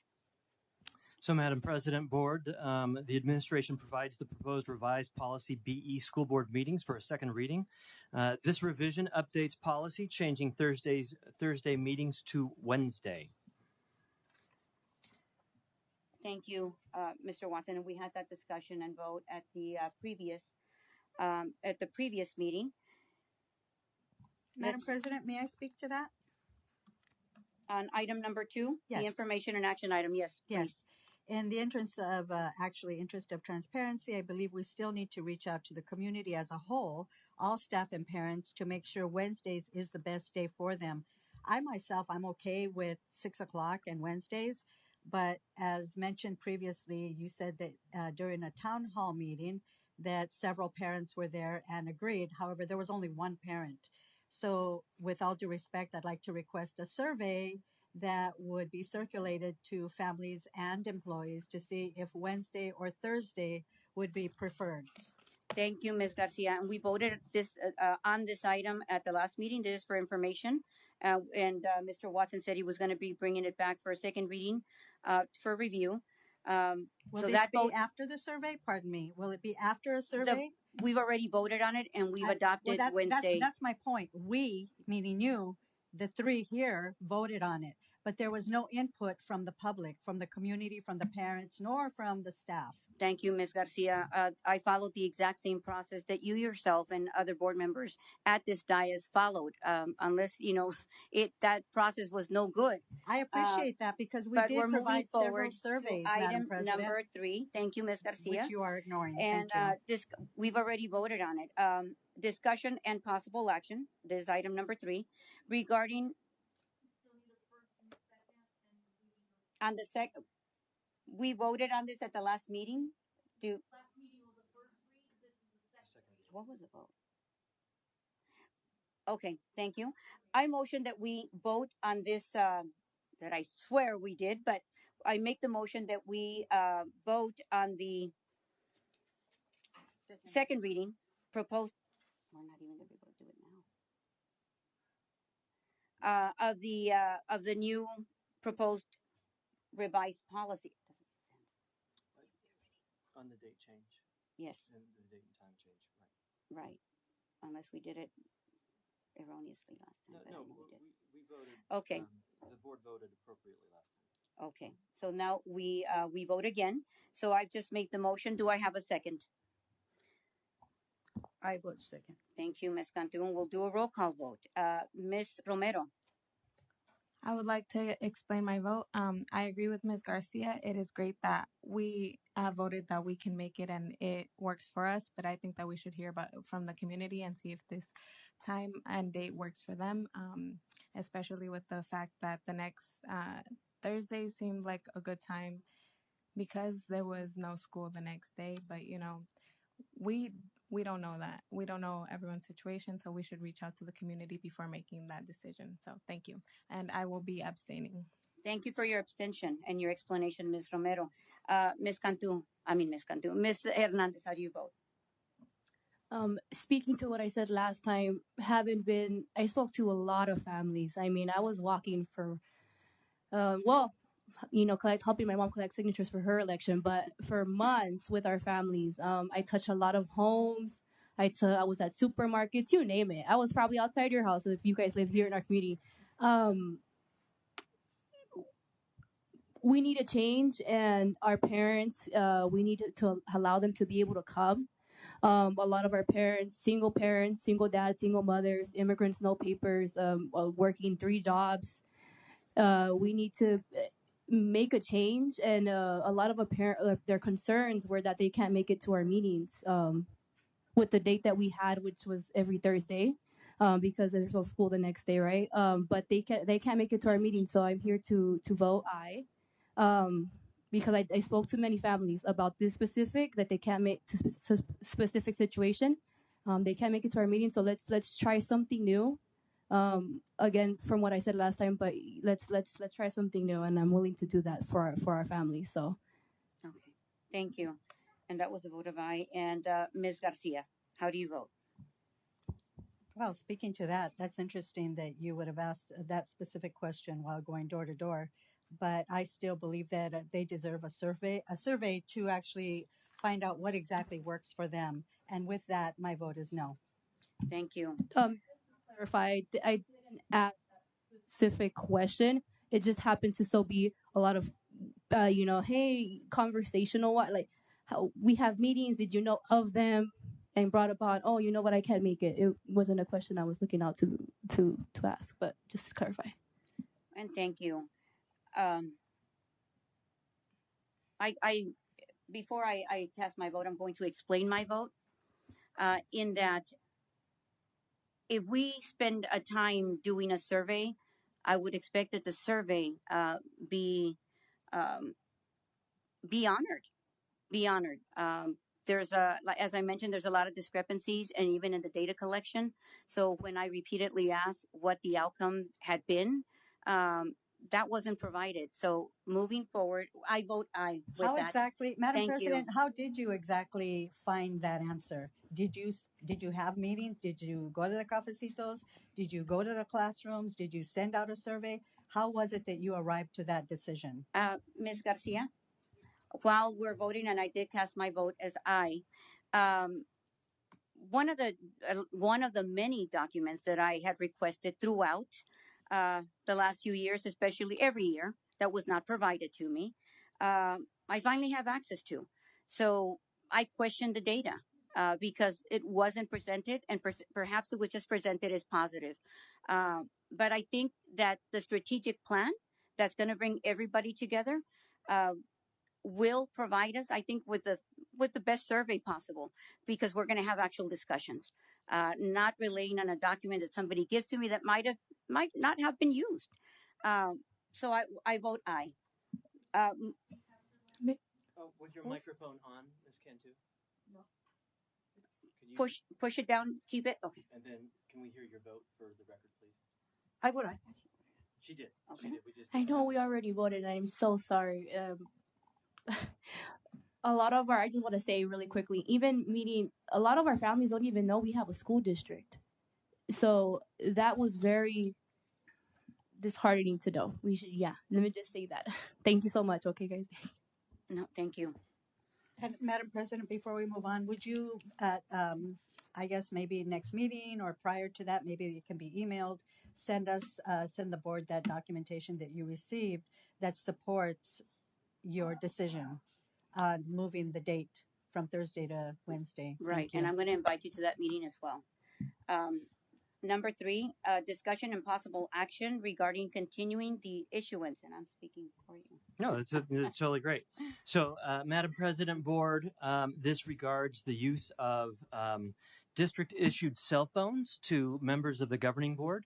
On May 18th, 2019, the Governing Board members inquired and approved an action item that allowed the issuing of district-owned cell phones to Governing Board members, and it also created at the time a cell phone user agreement. And it had 10 items in there that were there to kind of guide and direct and counsel the Governing Board members on cell phone use policy. And also, we gave this to our attorney, who then provided us with a recommendation to add a number 11. And this number 11 protects both you as a potential user and the district, and it just creates a timeline for returning the phone to the district after your term may be up. And so this is just presented for your vote. You can continue as you can continue with the document as presented. You can add number 11 to it, which is here in the board docs, or you could make any vote you wish on this Governing Board item. But happy to answer and entertain any questions that you may have. I appreciate that, Mr. Watson, especially because I know in the past there have been electronics that were not returned in a timely manner, if at all. So this is actually part of the accountability and transparency. So thank you. Thank you. Thank you. Madam President, are there any outstanding devices with other board members? Mr. Watson? I believe that there are some outstanding devices that non-current board members have in their possession, according to my understanding.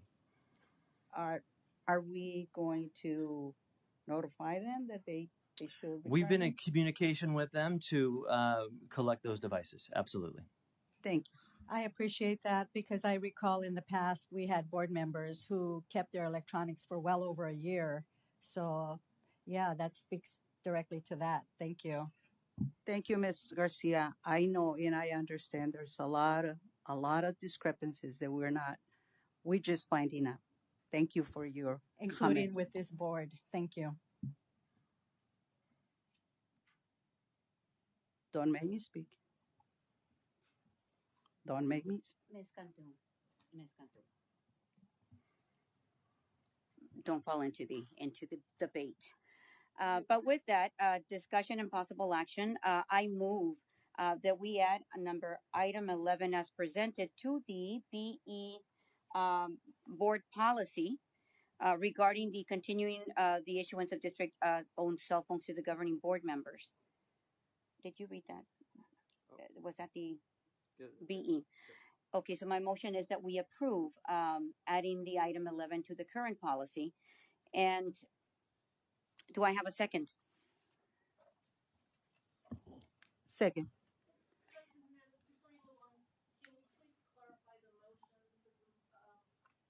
Okay. Right.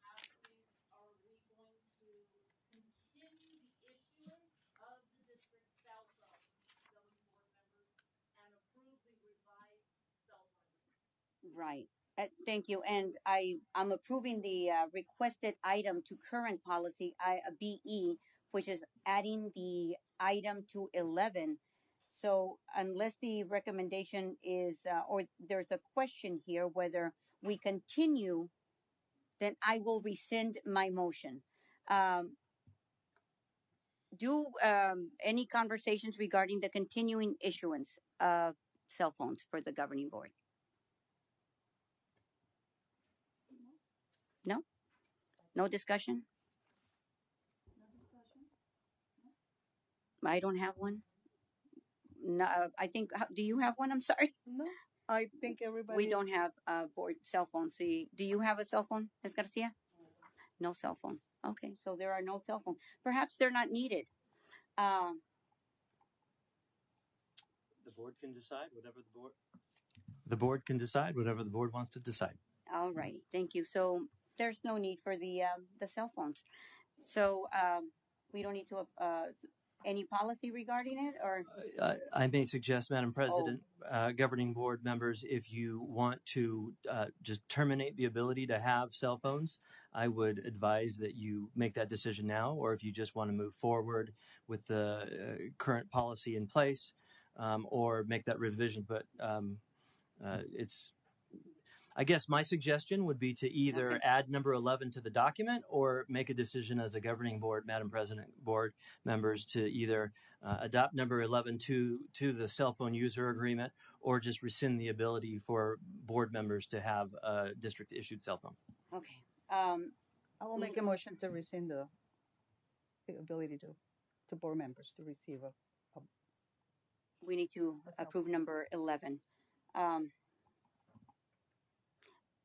So my motion would be to approve the current board policy with the adding of item 11 for the purposes of moving towards terminating that. Okay. Oh. Thank you. But we need to, it's unfinished, right? Because it. But if I may, Madam President, excuse me, and board members, Ms. Cantu indicated that she might just want to terminate. I don't think you don't need to add number 11 before terminating the decision or making the decision to terminate the agreement. Okay. Yeah. The motion is to terminate the cell phone use for board members. Do I have a second? Second. Thank you, Ms. Cantu. Ms. Romero? As we are breaking Arizona state statutes, I will be abstaining. Thank you. And Ms. Hernandez? I vote aye on the motion. Okay, thank you. And Ms. Garcia? I abstain. An abstention. I vote aye. So we terminate the cell phone use for board members. Thank you. Motion carries. Going on to item G, reports summary of current events. I feel like I skipped over something. Wasn't there a... No, we are in the right spot, Madam President. We would like to give a presentation on letter grades for 2024 and reading proficiency scores. And so this will be shared by me, and I want to just give a shout out, and I appreciate the support of Dr. Adrian Rosso and Mr. Marco Ruiz here. And so we're going to, if we could put that up on the screen there. So this is the information. So every year, the state Board of Education issues letter grades. Hey, thank you. To schools throughout the state of Arizona. And these are some of our letter grades. These are our letter grades for this year. We will provide some perspective by comparing them to previous years as well. And also we will include in this presentation reading and math, recent reading and math scores. And I do want to just start out by saying, you know, I actually had a op-ed a few years ago in the Arizona Republic where I said one data point does not define a student, and it doesn't necessarily define a classroom. And so we need to recognize that these are a snapshot in time of how our students are performing, and that while it doesn't necessarily tell the whole story, it does offer us a chance to compare ourselves to our previous selves and also compare ourselves to students around the state.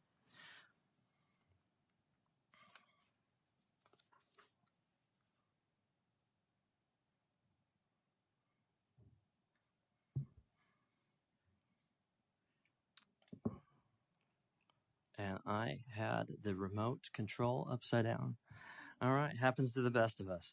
All right, so this is the 2023-24 letter grade calculations.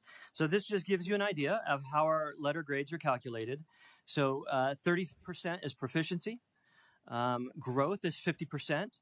And that gives all of our schools an opportunity to demonstrate, regardless of proficiency, student growth. And that is something to absolutely strive and achieve for. You know, all of our students come in at different levels into our classrooms. And so to be able to have growth be such an important component of that is important for us, absolutely. And then we actually have something that's important for us to remember, our EL proficiency and growth. We have many English language learners here in Cartwright. In fact, we have a little over 500 language learners, 5,000.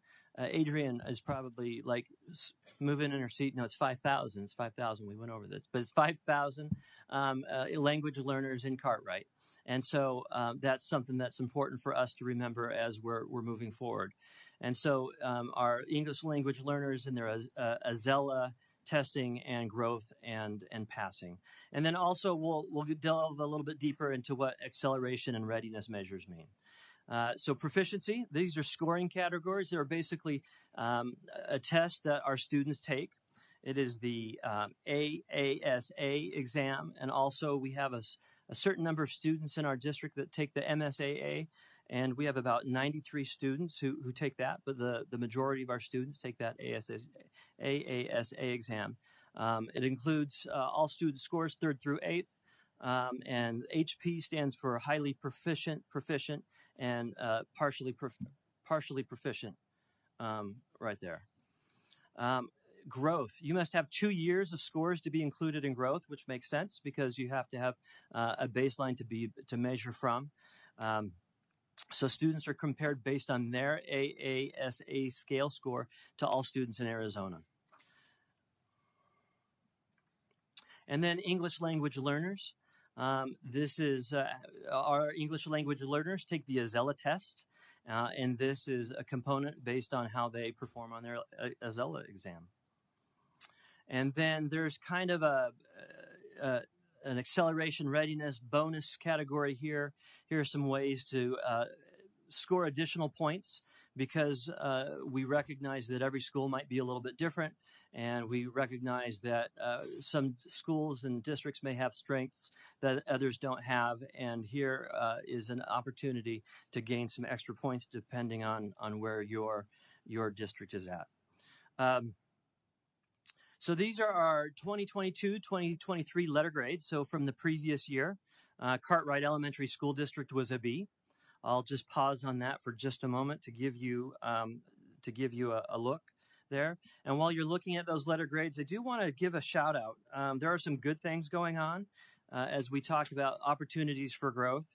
There's actually there are a few schools who their Azella students, so their English language learners, got the maximum number of points for their schools, and that's Estrella Middle, Spitalny, Castro, Sunset, and Tomahawk. And then also these schools that I'm going to mention by name received 5 points for their Azella growth. And so that's Estrella Middle, Spitalny, Castro, Sunset, Tomahawk, but also Downs, Heatherbrae, Long, and Palm Lane.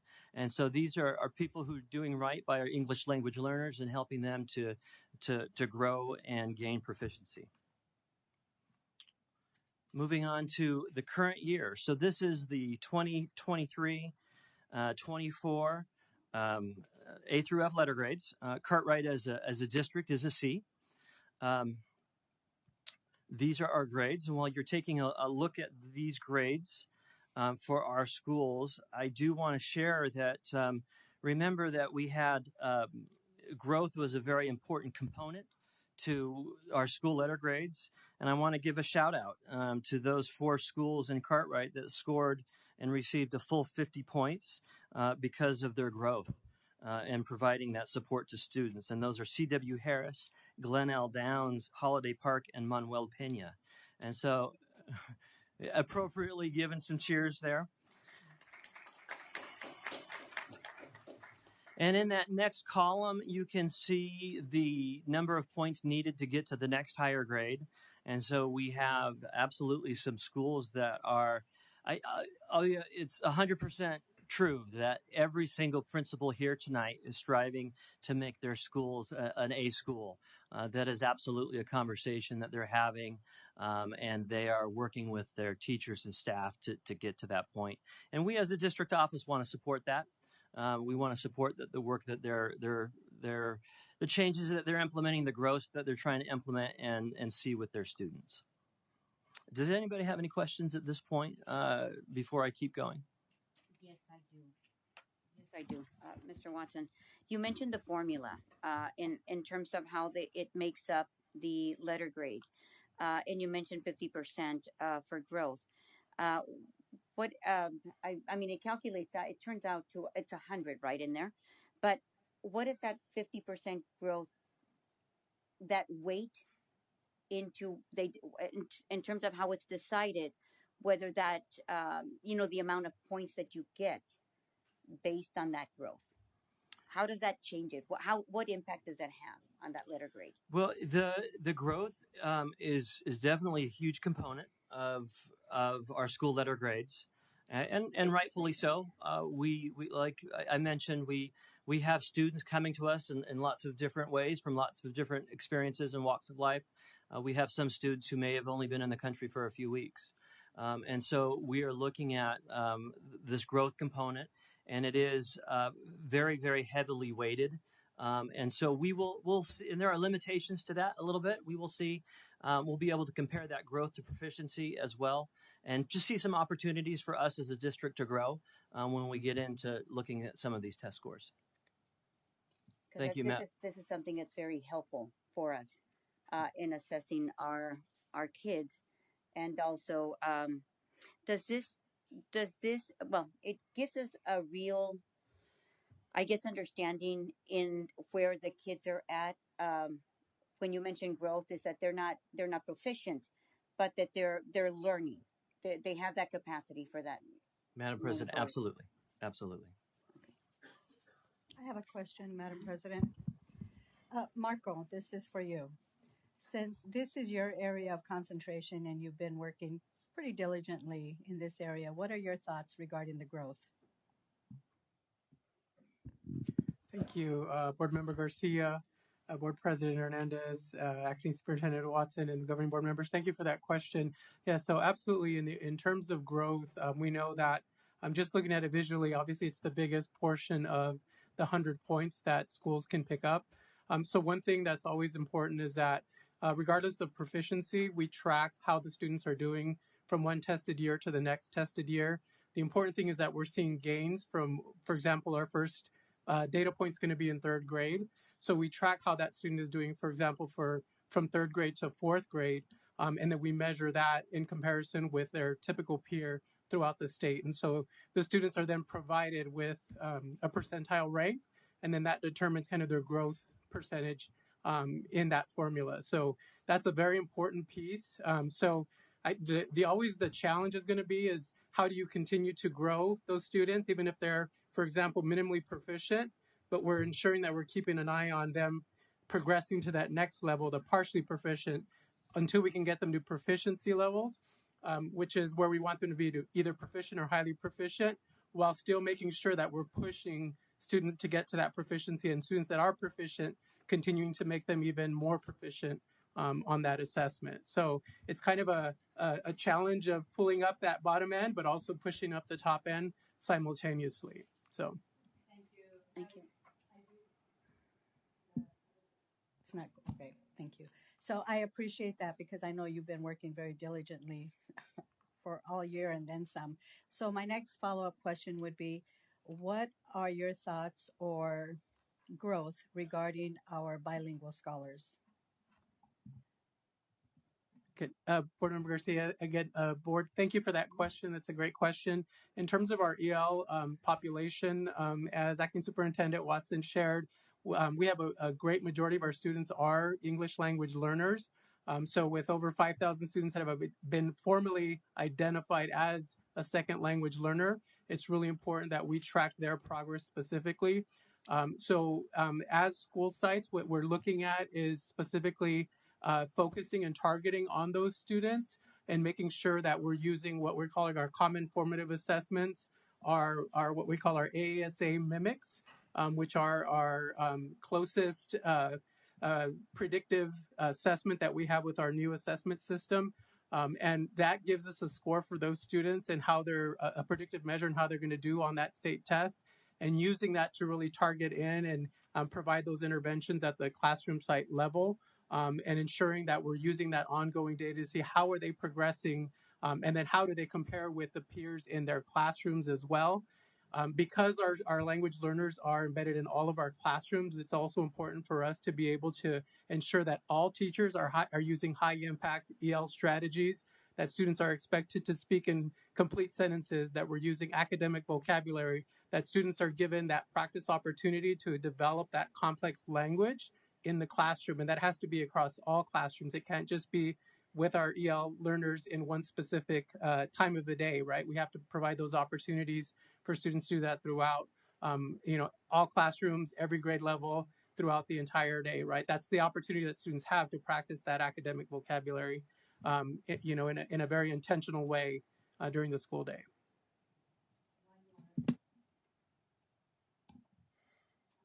Question. Here we go. Now, specifically, what about our dual language scholars? Uh-oh. Okay, got the green light.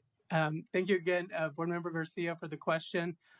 We know that comparatively, we're actually looking at our dual language scholars in comparison with their peers. I know that Principal Huntley is here. She can attest that our peers are often outperforming their peers in the same grade levels on those same assessments, the state assessments, but not only state assessments, but their common formative assessments and those mimics. So they're performing very well compared to their peers. And we're also assessing that proficiency, again, making sure that they're prepared for the same tests that all of our other peers are going to be taking. But we're also looking at proficiency in terms of the Spanish language as well. So we do have an assessment that actually measures proficiency in Spanish, in mathematics, and in ELA as well. And so we use that as an additional measure to see how are we developing the academic language for those students simultaneously as they're learning that. It's also very important that students that are in the program, we encourage that continuous enrollment in the program from kindergarten through 5th grade. Next year, our plan is to move on and add the additional 6th grade. And the reason being is that we want to make sure that we're developing that proficiency from that young age all the way up to the time that they matriculate into the middle school.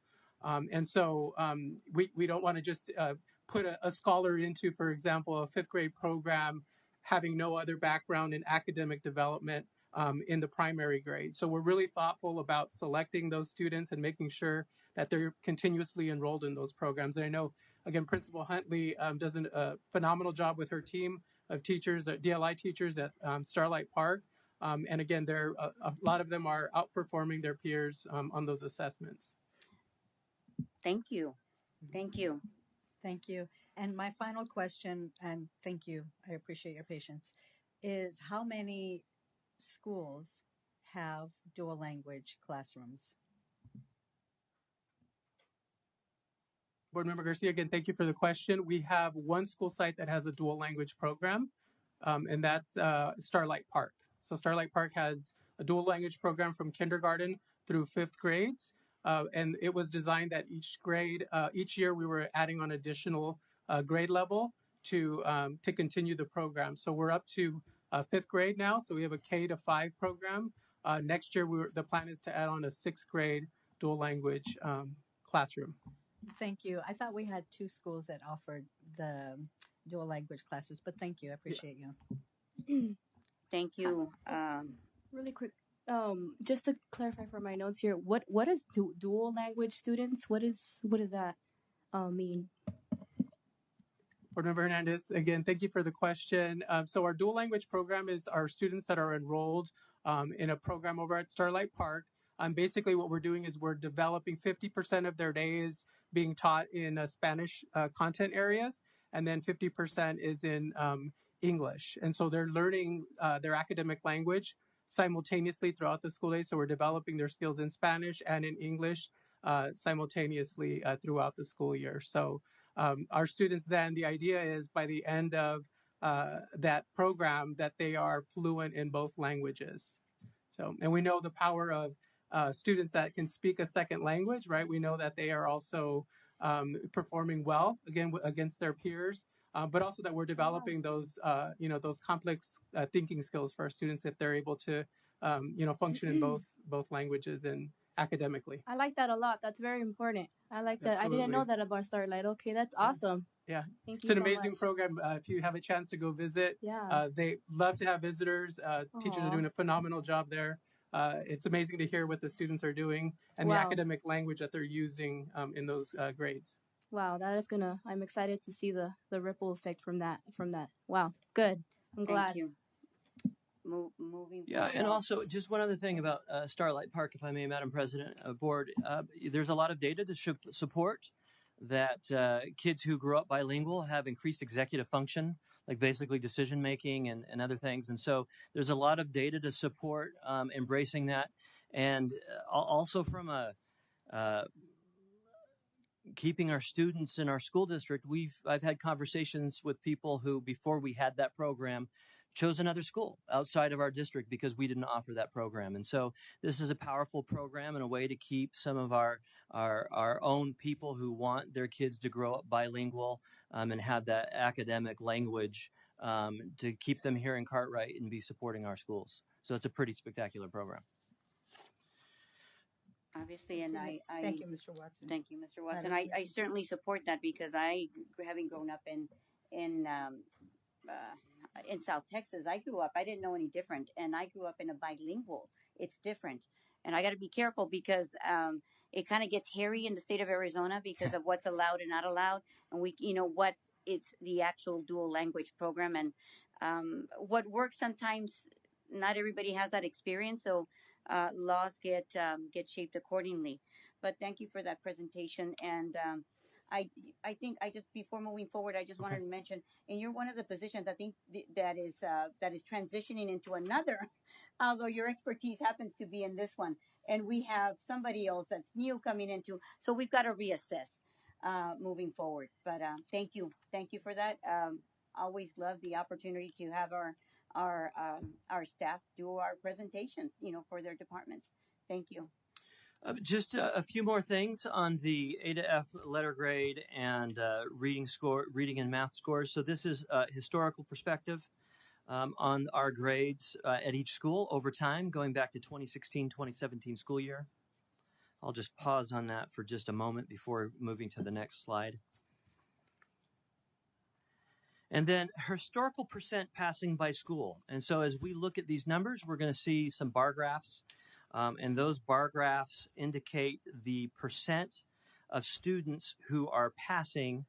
We're going to look at both English language arts, that's ELA, and math.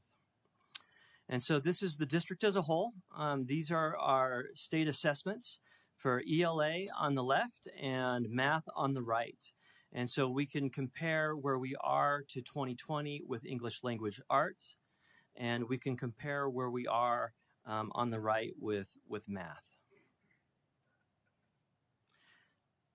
And so let's take math for just a brief moment. So this is 16% who are passing. So that does mean that we have 84% who aren't passing.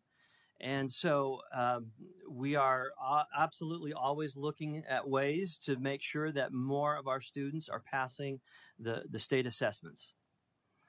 These are our K-8 schools. So we're going to kind of see, we have schools in three categories, essentially. We have K-6, K-8, and then middle schools.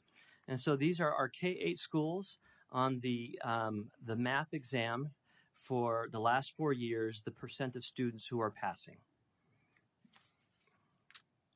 And just a couple of quick notes, and there's two ways to look at this.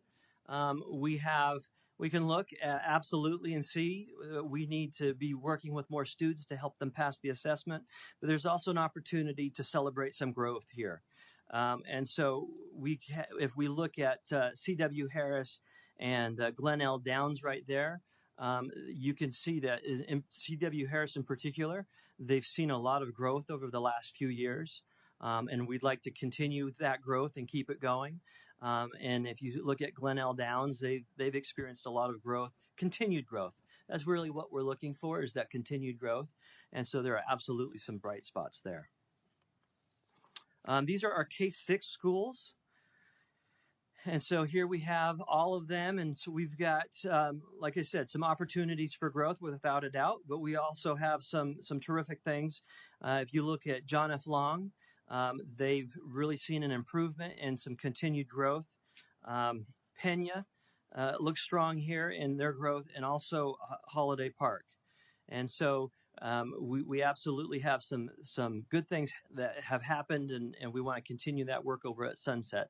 But so if you just take a look at, if we take one of that number, that's a portion of 100%. And so, yeah, if you have a school that has 30% passing, we have 67% additional students that we want to get to that level. Middle school, this is math, 4 years, percent passing. And just one note there, Atkinson became a gifted academy in 22-23. These are our K-8 schools focused on ELA. So those last schools that we looked at were math. These are English language arts. And you can see how our schools are doing there. And some bright spots for growth in English language arts have been Harris, that has seen some growth. Borman and Glenelg Downs are doing some great work in our K-8 sphere. These are our K-6 programs. Once again, we have opportunity for growth. We're working hard. I know every single person in the district is working hard to see our kids gain proficiency, and some bright spots when we're looking at trends that are going in the right direction. We've got Long, we've got Pena, we've got Palm Lane, and we've got Sunset. I'm doing well there. And then quickly here, we've just got a couple more. We have, so our middle schools, this is English language arts. And Castro has seen some growth there. And once again, when we're looking at our school letter grades, there's our growth, that growth really works to our advantage. So as we wrap up, and I'm happy to entertain any questions, some opportunities that we have to focus to strengthen our students' performance. We want as many students as we possibly can scoring proficient or higher on all of our state assessments. We want to do right by our kids. We want to strengthen that Tier 1 and Tier 2 instruction. That Tier 1 is that main instruction that our kids are receiving in that kind of traditional class setting. And it's really important that we focus on our K-3 foundational reading skills. We know as educators that we really focus on kindergarten through third grade learning how to read. And then once we exit third grade, we use those reading skills that we've developed to begin to learn more material and learn more about science and the world around us. And so we really need to double down on that K-3 reading proficiency. And if we do that as a school district, we are going to see just our school letter grades, our school achievement, our student achievement increase as they move beyond third grade and take those reading skills with them to 5th, 6th, 7th, and 8th grade. And so that's an area where we really want to double down. It's actually a conversation that we're having nationwide right now about the science of reading and how to increase opportunities for our kids to be proficient in literacy and math. And then also, focus on that growth and proficiency. We've talked a lot about both of those. And then also, educational services, restructuring, and a focus on school improvement. We constantly are trying to refine and retune our craft as educators, and we're looking to make sure that what we're doing tomorrow is better than what we did today. And so I've had the honor of meeting each principal individually on their campus and having them be able to talk a little bit about their experiences and where they see opportunities for growth. And I'm pretty heartened by those conversations, frankly, because I think our principals live in the real world and know that we want to do better and we can do better. And I think also, if you look at these letter grades and these just scores across the board, I think there's improvement for the district. To be able to support our schools better. We have a responsibility at the district office to provide some professional development and training and to ensure that we are bringing in and supporting our principals with the best teachers. We have some excellent ones in our district for sure, but how do we get even better and more trained? How do we take those teachers that we have today and help them have the skills? And if maybe they were in a an education program that didn't focus on the science of reading, and now they're teaching in a K-3 program. It's our responsibility as district leaders, as principals, as a community to help them get those tools that they need to be able to support our kids. And so there's a lot of opportunities for growth there, and I'm excited about it. I'm excited about this opportunity and what we're going to do, and I'm happy to answer any questions about our letter grades and our reading score and reading and math scores. Mr. Watson, thank you. I know that we're excited. I mean, sometimes we have struggles, but we are moving forward. And I believe it was 2018 and 2019, we had one F school and we had 4 D schools. So we have really moved forward. So yeah, I look forward to this board and the collaboration of our lovely principals coming together to make differences for our scholars. Thank you. Thank you. Thank you, Ms. Garcia. I just want to clarify the reason this is so important is because, and by the way, before I ask my question, I just recently learned and heard at my last education committee that the state average is 39. I did not know. I thought it was 30. So I was wrong, and so it's we're far lower than that. But the state average is 39. So the rest of the state continues to move forward, and we continue to struggle. Proficiency. There's a very big difference when we see the letter grades. The reason I asked about the weights is because, and I was being facetious over time, over the years. I'd say, Mr. Not necessarily that he is the owner of it, but the fact that under him that we were able to be provided with some credit for growth. So I saw, if you go into the Auditor General's report on the state website, you can look at any district. It's public record to see how each school is doing. And when you go to see how we spend our monies accordingly, food services, staff, what percentages, and then you get into the section about the grades and how that's broken down. So when I reviewed that, I saw that we were maybe 1 point away from being a D school because we're a C. We're 1 point away, but we were given credit for growth. That 1 point out of a possible 10 credit for growth. That leaves a lot of room for improvement. I think over the years I've asked, when, the tier 1, tier 2 levels of intervention, at what point are we going to begin to see that growth? And I'm sorry, I'm not going to to hone in, but Dr. Ruiz, how long have you been here? Because I know he hasn't been here he's relatively new. Board President Hernandez, I've been here. This is my second year here in the Cartwright School District. Okay, because I remember you explaining it to me, and we certainly have seen that growth. But yet again, I think we got to make sure that we're able to keep, that value, that knowledge moving forward. And something I've been asking over the many years is, we see year after year one site do extremely better than others. And I've been asking, what is it that we can duplicate that is taking place there that we could duplicate in other areas? I know Ms. Cantu has a topic that's important to her, which is PLC. Does PLC have any impact? The reason, because I've recently learned that that one site employs PLC throughout. It's not just PLC, the theory, but implementation from bottom up, which is challenging and comprehensive. And I understand as well that it's not something we want to do when we haven't been doing it. However, for the record, we adopted that and we paid for that back in year after year since 2006. If anybody, I don't know, I know that you've been. If you want to talk about PLC, great. That you're. And is that, your am area I of hitting on the expertise. right? Am I hitting on it? I don't know. I'm just asking. Yeah. Thank you again, Board President Hernandez. Thank you for the question.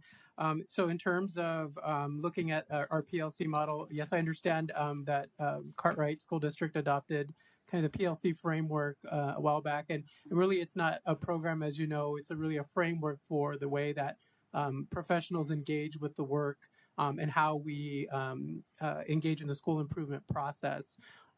Really at the heart of the PLC process, it's really about the collaboration that happens both at the school site level and then also at the district level. So I would say that the majority of our campuses are practicing that in practice in terms of teachers meeting in grade levels, looking at what is the essential learning that students have to engage in especially in ELA and mathematics, identifying those essential components of learning standards, and then assessing them in an ongoing fashion. So those data dialogues, if you will, need to be happening on a consistent basis. Those are weekly, biweekly, where teachers are looking at and measuring. Okay, I've taught the standard, right?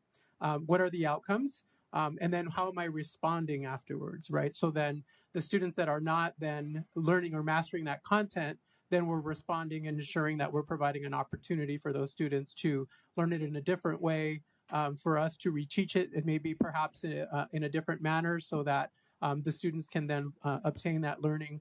But that we're also not forgetting about those scholars that have mastered that content and that we're pushing them to higher levels of proficiency. Are they thinking deeper? Are we extending their learning? Are they applying their learning? Are they relating it to other concepts, perhaps that they're learning across the content areas?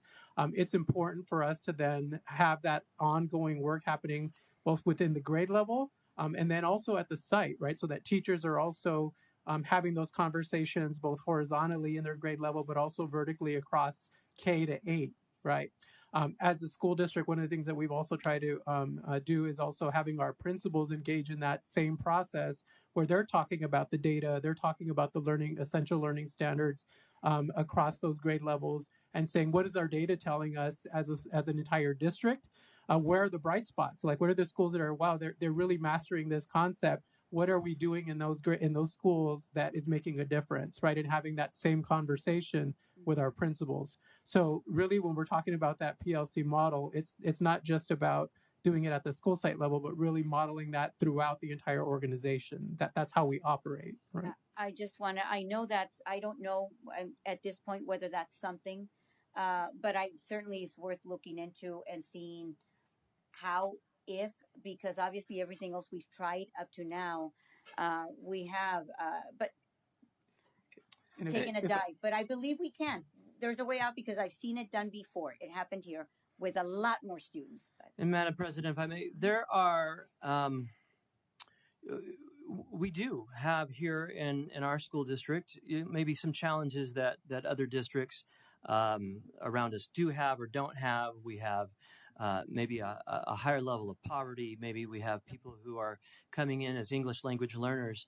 But there are schools around the country that have a similar population and demographic that we do, who are excelling and doing really good work. And when you do a deep dive into those schools and those school districts, it's not necessarily just one thing. There's not a single magic bullet, but there is a continuous improvement that happens. And so you take one item and you fix it and you improve a little bit. And then you go to the next item and you fix that and you improve a little bit more.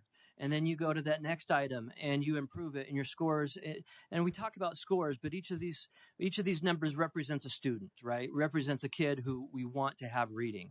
And so I hope I don't offend anybody when I say the word scores. But so and PLC can absolutely be a part of that. The science of learning, there's just a whole myriad of things that we can do. And data shows that our kids should. We can do right by our students and we can be performing at a higher level. And so I'm excited to see that growth. Thank you for that. I'm just looking at the numbers. I'm not all. I understand that there's just a lot of work to be done. I've seen this district completely failing more than half of its sites in Fs, by the way, in Fs in 2004, 2006, and we were, during that era of restructuring, they were putting you in before the state took over the 3 years breakdown, and we turned that around back in 2010, 2011, or maybe later. I might be wrong, but it turned around and became a B. Obviously, it depends. But I think we do need to reestablish or establish an infrastructure that we can all agree on that might have those best practices moving forward. But I mean, it's there's nowhere else to. I mean, we can't get any worse. Knock on wood. What I'm saying is, we've got a lot of.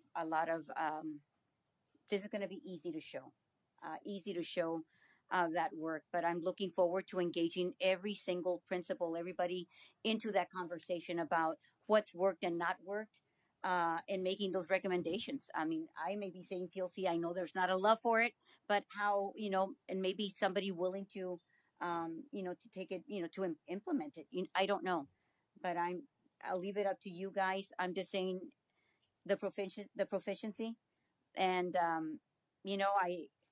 I honestly thought that it was at 13%, and we're at 10. The proficiency means, are we able to read, write, do math at our grade level, and we're at a 10.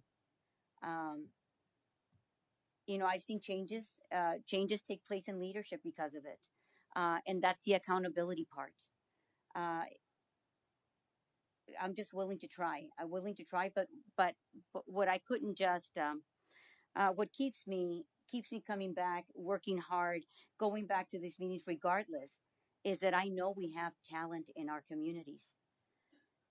We've just got to improve and work on what it is that we're implementing. It might not be the best fit, and if we haven't found it, I just want to push us to help find that, because our kids deserve it. And this is not something that um, that I'm going to be, I'm going to build. How do I put it? Um, we've got a lot more to go, a lot more than we can do, and hopefully we can get us there. And I'm willing to continue to work hard and support you guys with what's needed to get us there. But along the way, there's a lot of practices that are counter conducive, that are not conducive to taking us there.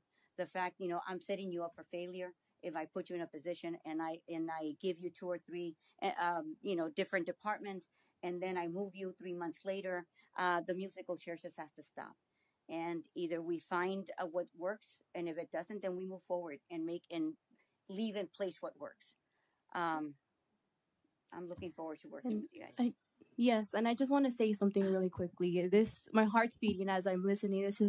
I'm super grateful that I got involved. Being a product of this community and what I've experienced,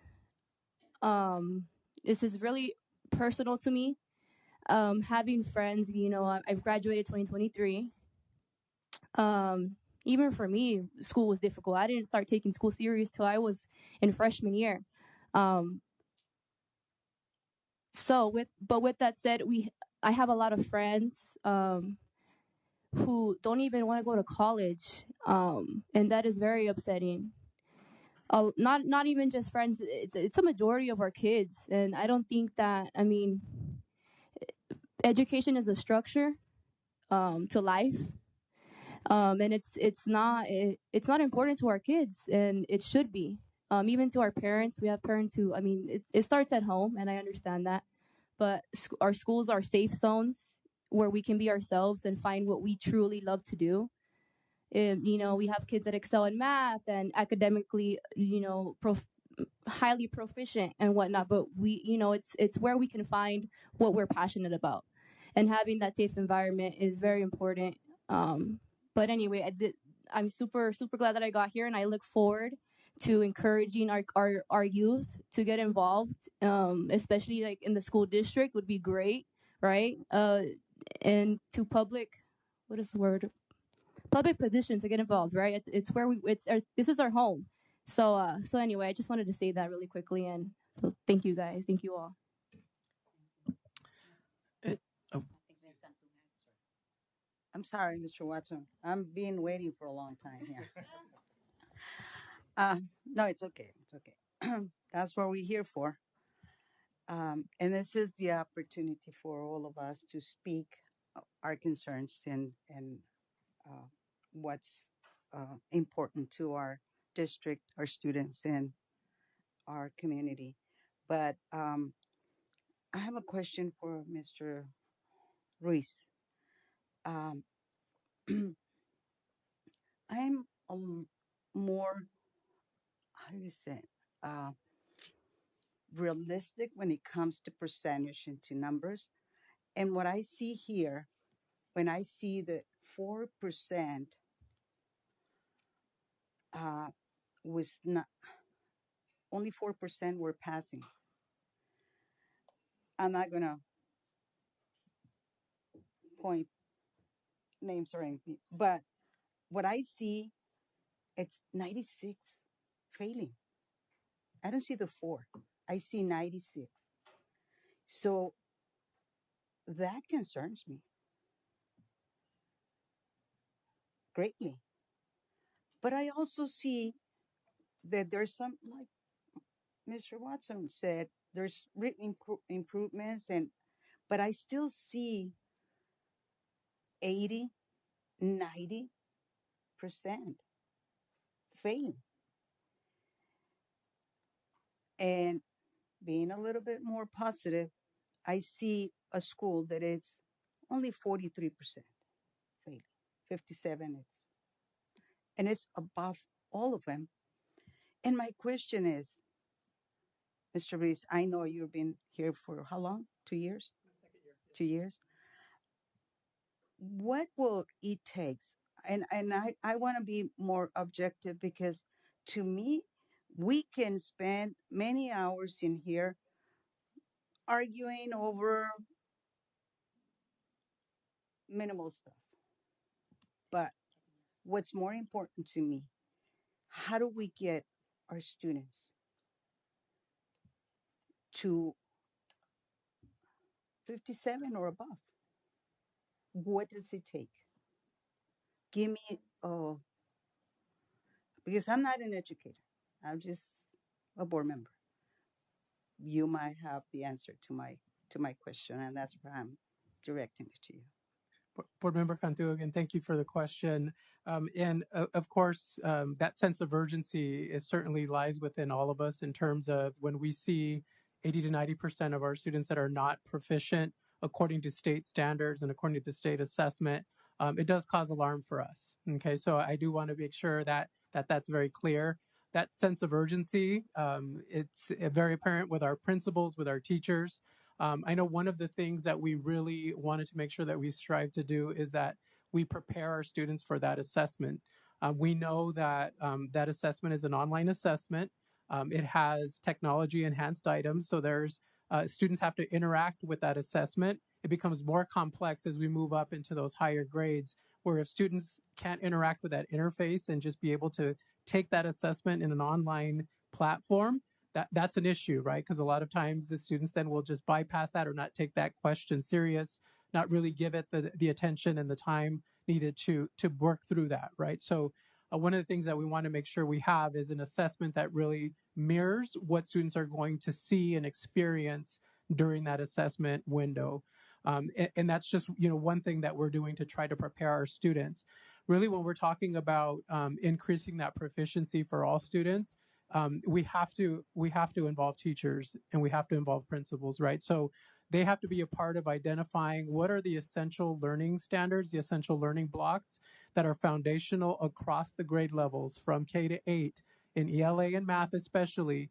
And what does that proficiency look like in terms of an assessment that's rigorous? And what is the state telling us based on the standards that are identified and that are already developed by the state? They've already given us that blueprint and said, here's what students are expected to do in ELA and math in kindergarten all the way up to 8th grade.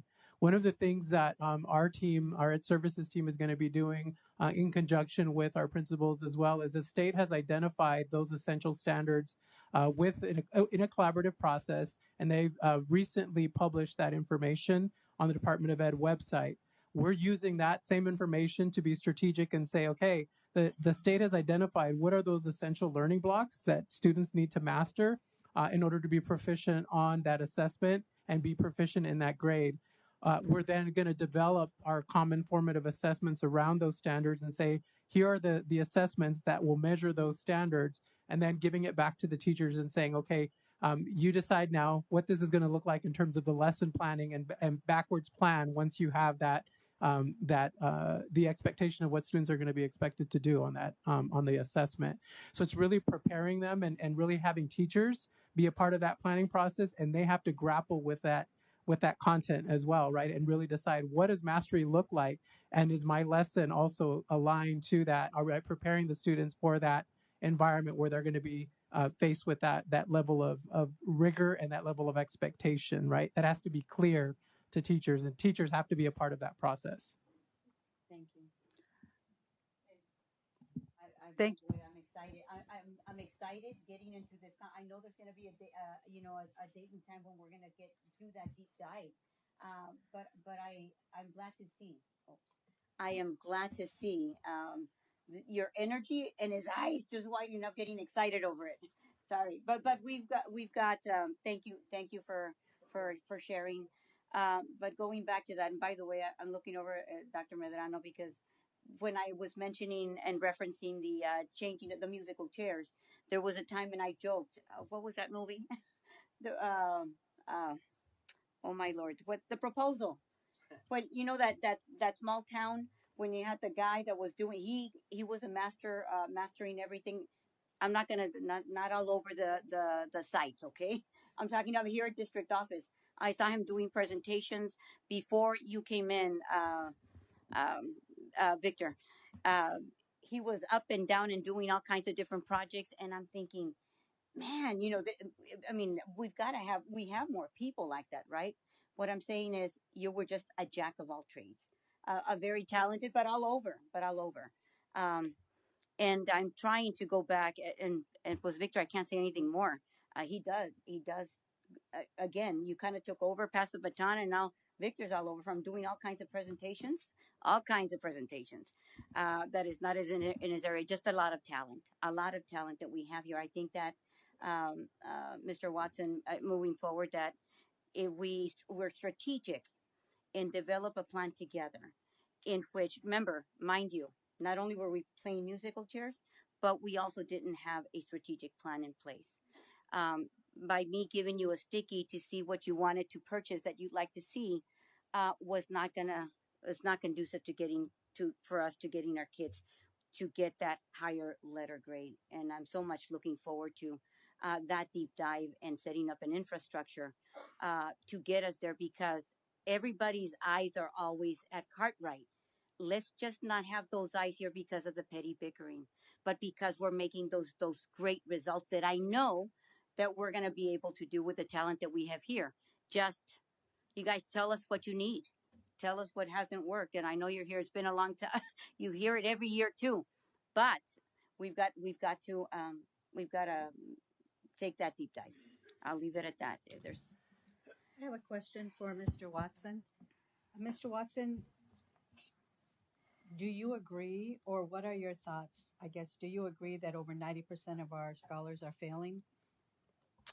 I can say that a significant number of our scholars are not proficient.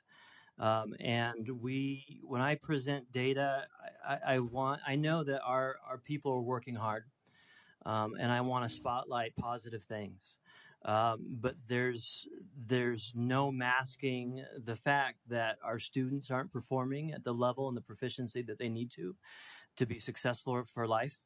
I love this idea about going to college. We all have for our own children hopes that they can choose. I have some of my own children who have chosen college, and I have another child who has chosen to work on cars because that's his love and his passion.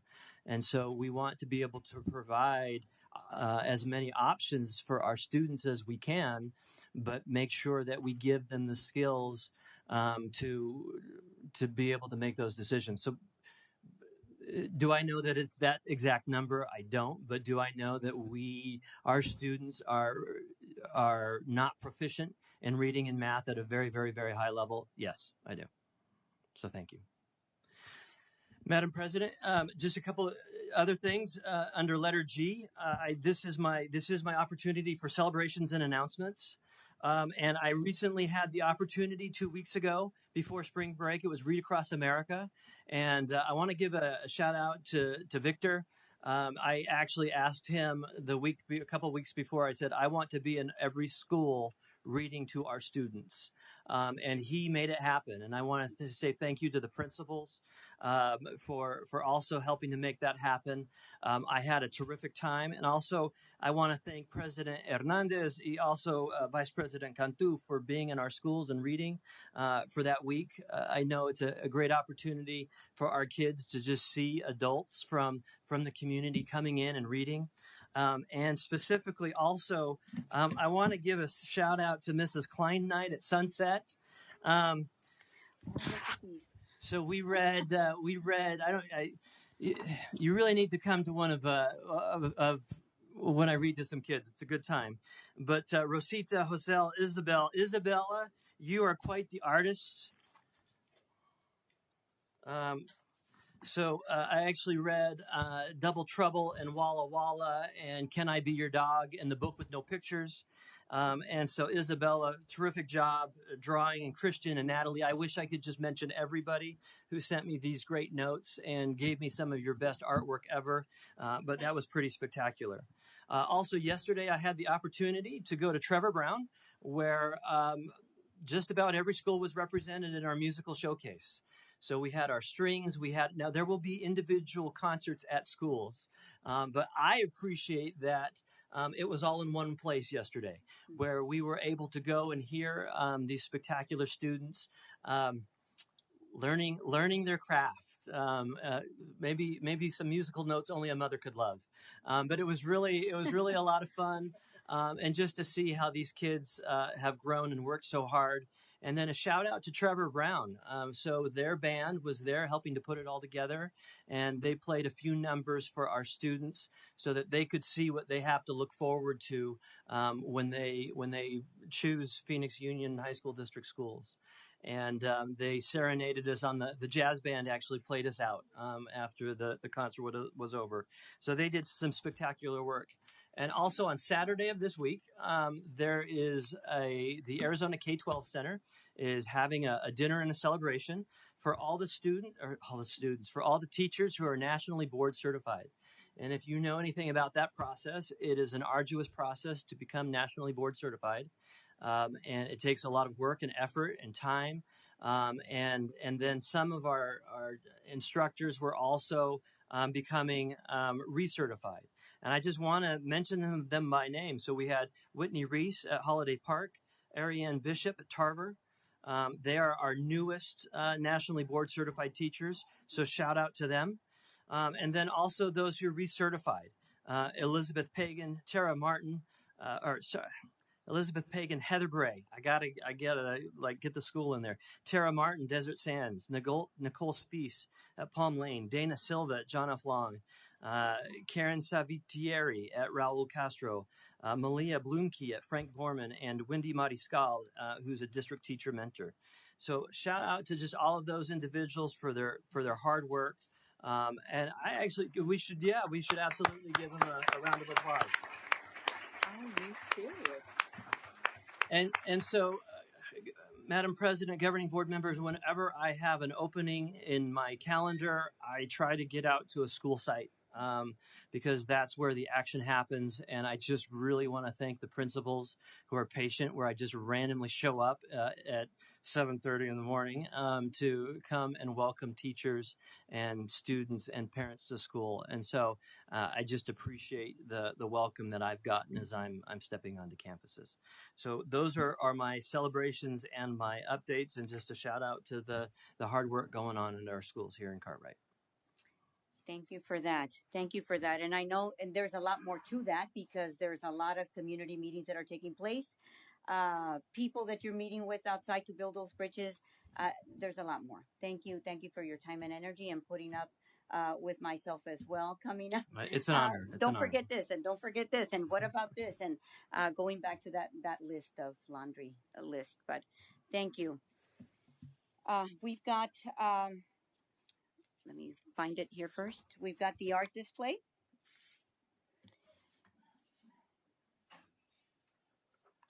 And I'm just going to go through for a few, but we've got the art teacher. We've got the 3D display. Art teacher Anna Heed, I hope. Welcome to my food truck, 4th and 5th grade. Cartwright Elementary, and the principal is Andrew Tippins. The description: in this project, students stepped into the role of entrepreneurs and designers to create an original food truck concept. Students brainstormed and explored different design principles. They chose a type of food, developed a theme and a name for their truck, sketched their truck's exterior, including colors, patterns, and created a logo with a catchy slogan that reflects their brand. Students worked on how color and design elements will attract customers to their truck. They also, well, that's interesting. I have a friend that might have, that could benefit from this. They also included a menu board with visually appealing layouts, branding, and business strategies to make their business a success. Finally, students presented their food truck designs and business plans to the class. Where are those food trucks? They're in the display in the as you walk in. Oh, you got to see those. Take these. Say hey. That's cool. Are these love that copyrighted? idea. But only because I have several friends, by the way, and there's a few legislators that have their own food trucks, by the way. Great food. Let's see. We've got the 2D display. The art teacher Jess Weaver. Title of the project is Koi Fish. Third grade, Manuel Peña Junior Elementary. Principal Casey Newman. Third grade scholars at Peña recently studied the culture and art of Japan. While studying Japan, we focused on the koi fish. Scholars discussed their initial thoughts and reactions to the fish before learning about symbolism and the messages communicated by the image. We learned that the koi fish, which has been kept as a pet for many years and depicted in many art pieces, symbolizes luck, prosperity, and a good fortune. Scholars drew 2 or 3 fish and added details such as flowers, rocks, and lily pads. Next, color and small water details were added with crayon. Finally, students completed their works by adding various colors of watercolor paints to the water to create a pond. To conclude, students filled out the exit ticket explaining the messages communicated by the koi. Determine the messages communicated by the image. And those are up here to our right. Beautiful. Mm-hmm. I might skip over one. And we've got the 2D. Also, we've got Alexis, is it Kratzer, the art teacher? Title of the project is Graffiti Urban Art, a grade level 2, 3, 4, 5, and 6 at Starlight Park Elementary. The principal, Susanna Huntley. Description is second, third, fourth, fifth, and sixth students started the school year learning about urban street art. We also discussed the concept of typography, design and creating different fonts. Students worked on designing different types of letters that then created a graffiti stylized version of their own name. Third and fourth grade students looked at urban art by Banksy and Keith Haring. Students then created a graffiti name project. Scholars finished their artwork with chalk, ink, and markers. And we've got that in the back. Alrighty, that does it for the art displays. And then we've got an update regarding policy BEDH, which is a public participation at board meetings. And this is something that I've read, and I read prior to that the call to the public, and it's BEDH. So there's a process for it. And Mr. Watson, did you want to say? Yeah, I just, Madam President, governing board members, I just, based on a conversation at the last meeting, this is just on here. As we all know, to satisfy open meeting law, we don't want to have any conversations around anything that is not presented on the board. And we just wanted to, based on a previous conversation, put this on our agenda in case there was any conversation to be had around this policy. Okay. Are there any questions regarding the board policy? I don't know if everybody had a chance to review it.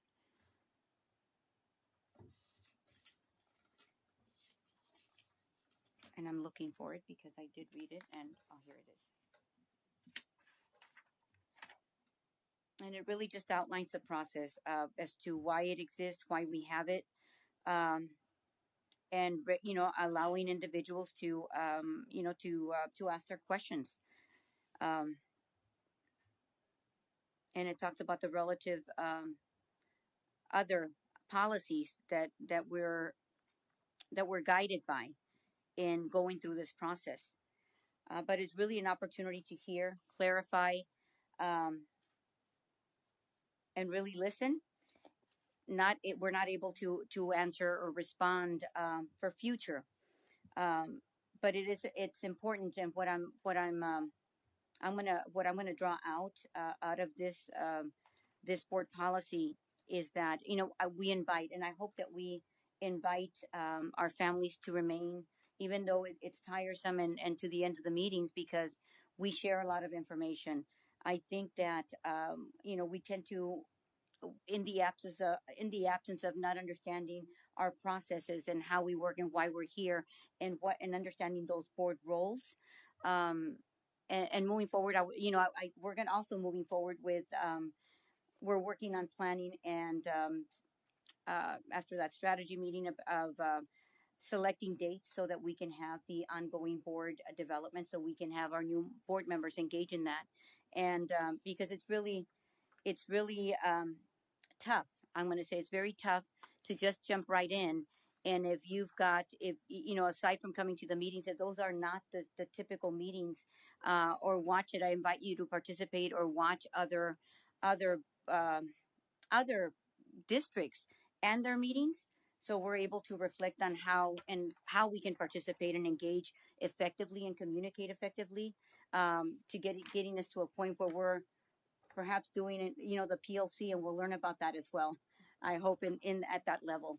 But that is, I don't know if you want to share anything else about that. If not, I'm moving forward. Not at this time. Thank you. And this is only one Yeah. to the process. We've got a book that's maybe 2 or 3 inches that guides our governing board participation and engagement at this dais. And neither any of our board members here have any power over the other. There is such a thing as a majority, but we're all at the same level. So you'll never catch me going out there, going to a community member, or listening to a staff member outside. Maybe somebody might pull me over at the supermarket. I listen, whether I agree or not. I forward that to the respective staff, and I've begun to do that, because that's what we have the team for. I'm not paid to do that. So thank you. Thank you for that. We're going to be not having any other discussion moving forward. We've got the update on legal expenditures. That's Yeah, alluded. Madam President, board members, there was a request to have some information provided about recent legal expenditures. And just so you know, we have a relationship with the Trust, the Alliance, and they provide prepaid legal as part of our membership in the organization. I don't think that there is a school district in Maricopa County, at least, that isn't a member of the trust. And so there's a certain amount of prepaid legal that comes with that. We have included in the executive content of the governing board document, the agenda, information from the trust that goes back to July of 2021. We don't have the 2025 numbers yet. And we've requested that information, and when that becomes available, we will provide it to you. But this is just that, and also there are legal proceedings that maybe happen outside of the trust for various reasons, and we are collecting all of that information to the best we can. And frankly, we just had a document come from a lawyer, an attorney of a case that has been going on for a while. And we have to reach out and gather all that information. So there's a lot of information to gather, and as we give it to you, as we gather it, we will share it. And so going on to just governing board requests, I wanted to just give an update there. We have the information that we want to get to you around the security expenditures for governing board meetings. We didn't have the final number in time for this particular meeting to get it to you. So we do have that, and we'll be sharing with that. Also, we've had some requests for a student enrollment and PR update, what we're doing to increase enrollment here in Cartwright. And we actually had that presentation ready, and shout out to that whole team who put that together. We just were looking at this agenda for tonight and wanted to, in the interest of time, we're going to have that on an upcoming agenda. and we are working on an organizational chart as it exists today to be able to share that with the governing board. And so we want to, be responsive to the requests of the board members to be able to provide this information. And just some of that information just takes a little bit of time to gather and get together to be able to share with you. Would I be able to ask a question? I was just wondering if we would be able to get an update on the when we asked for an executive session, where we would be able to get an update on the investigation and a timeline of what's happened with Emma Jauregui. Madam President, Ms. Romero, as we have information from the legal team, when that information becomes available and when I'm told that information is ready, we will provide that information and probably an executive session to the governing board. Mm-hmm. Thank you. Thank you. Mr. Watson, I do have a question regarding the legal expenditures. Can you explain to us what the trust is? Yeah, so the trust is an organization that supports school districts. They provide a variety of resources. Probably one of the most significant resources that the trust provides is that legal support, and they are on call for anything that we happen to have. Frankly, we and other school districts use them all the time for if we need to talk about need some legal advice on a contract, or need some legal advice on a contract with a vendor, or just anything that may arise in the day-to-day work of running a school district. And so, like I said, they're an organization. They provide services to our local schools, and there are several organizations that provide services to schools. For example, we have the Arizona School Board Association. We have the Arizona School Business Officials. We have a variety, and they kind of have their little niche roles that they perform. For example, ASBA does governing board governance. ASBO does school business official and school finance training. And then the trust is kind of that legal support that they have for our local districts. Sorry. And what is the different, because the different is the only way we can hire legal counsel is it only through the trust? Yeah, Madam President, governing board, it is not the only way. We can go out and receive our hire an attorney as an individual school district. There actually might be a few reasons. I can't think of one at the moment where you might want to have just your own legal firm representing something for the district. There's actually a little bit of an obscure state statute that says that the county attorney can also serve as the attorney for a school district. In case anybody is interested in that. But there are a variety of ways. In fact, the county attorney actually stepped in a West Valley district within the last year or two to oversee some transition that was going on in the school district. So there's actually some statutes where the county attorney can actually impose themselves. But so, yes, that's a long-winded way to say yes. Okay. And only because in reviewing, there's a lot of things to contemplate, and I understand it's going to take time. But when we're asked, it might be like a simple question. But I just want to reference back to what I've shared. We had an attorney for the board, an attorney for the superintendent. We had the trust. We have several different attorneys outside of that trust. Is it more expensive to hire an attorney that, let's say, I might know and say, hey, I know your specialty is in this area. Would you? And I prefer him. Are we able to do that? Yeah, I would. We would have to look at the numbers. I don't want to say right now that one would be more or less expensive, but we would have to look at those numbers. But the advantage to using the trust is you actually have access to multiple. You have actually multiple law firms through the trust. So there are a lot of people involved, and you have just, for example, I hate to mention individual names. For example, Gus Rosenfeld is a law firm that is available through the trust, and the advantage of having access to them is they do have expertise. They have attorneys on staff who they have experts in personnel matters, experts in property contracts, experts, and so there's just a really easy phone call away when you work with the trust, and like I said, there are definitely some advantages at times to bringing in an individual attorney for some special needs, depending on what that need is. Right, because we've also, it's difficult for me. Well, it was a challenge for me to understand how, because there's so many specialties, right? Absolutely. So having one attorney do all this, but it's really one attorney to direct traffic, because there's a lot of there's that much work. Um, but thank you for that, and there's also the opportunity to, for whatever reason, partner up with other school districts to help pay for those that attorney.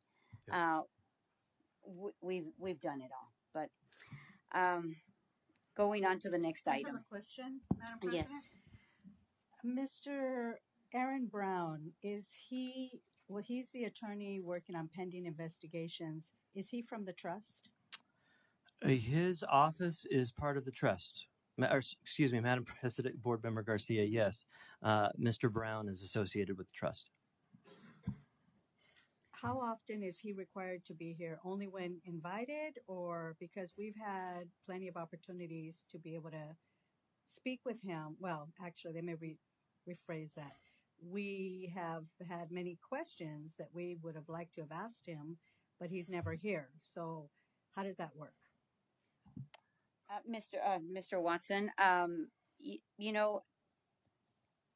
you've asked those questions. So for you to come to the dais and say that you have not asked those questions, I'm going to end the conversation here, because he has responded to you at those same meetings. He has not provided anything different to me or anybody else. He's working away. Nothing's changed from what he shared. So I just want to. I'm not sure what you're speaking to. Can you be specific? No, I cannot. And you know better than that. I cannot reiterate or have a discussion of what's been discussed in executive session. I'm not talking about executive session, Madam because President. I'm speaking to the when fact have we that met with Mr. Aaron together that we've had open conversation? we've requested executive sessions, which I will go ahead and wait for future agenda items. I think it'd be a great idea to invite him to one of these meetings. Thank you. He has been attending our meetings, with the exception, I think, the last couple maybe, but he's been sitting here behind on the left hand side, but not the last two, but because he's busy working. But alrighty, so update. We gave the update. We're going on to information and discussion regarding the first reading for proposed revised policy. Do I hand that over to GDD, support staff vacations and holidays and policy, GCB, professional staff contracts and compensation. Mr. Watson, Dr. Grijalva.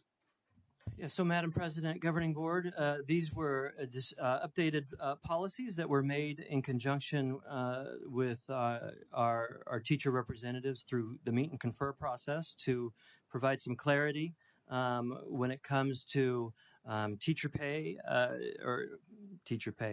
to employee pay, especially around around holidays and paid non-work days.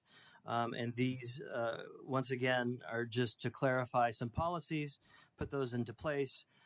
We want to align our district's policy with common labor practices and make sure that there is just no ambiguity when it comes to going on leave and how holidays and paid non-work days affect your schedule and the work that you're doing. And Ms. Grijalva and I are happy to answer any questions that you may have on these. I do have a question. I remember when this was first changed, and it wasn't too long ago. There was a presentation. I'm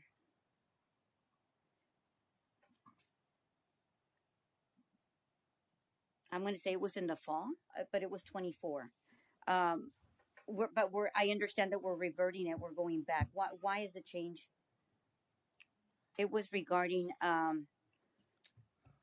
the same board when we had the manual. I think that we discussed with the with CEA. Do you remember that presentation? I remember the board policy. I just want to know why. Madam President, I wasn't here, but what GCB does essentially, it says that people on unpaid leave cannot get paid for holidays. And that is the only update. That's the meat and potatoes update of this particular of GCB. Madam President. Why does it come up now? I just want to know how this. Well, it came up in meet and confer, and I believe I wasn't here in January, or I was here in January, but I wasn't here in October, and I know we have Jesse here as well, but we started this process in October and started to look at the pay, because what was happening is employees that were not, for instance, if they were on FMLA or if they were on a doc status, they were coming back and they were getting paid for the holiday. So as their return, they were getting paid. And this just clarifies now that they will only receive compensation only if they have been in regular status, and they can get their vacation paid. So we were spending a lot more money on paying holidays for people that were not working. And that's what the change has been. Okay, I just remember the manual and having when we updated it, and I just wanted to know what. Well, it was good then, but then we're going back. So the handbook, so this wasn't aligned to the handbook, and that was the issue. Right. So we had to match the handbook, or we had to match policy. So policy with handbook. The handbook was great, and it was written the way we want it to. However, it wasn't aligned to policy. So when we're looking at policy, we need to align it.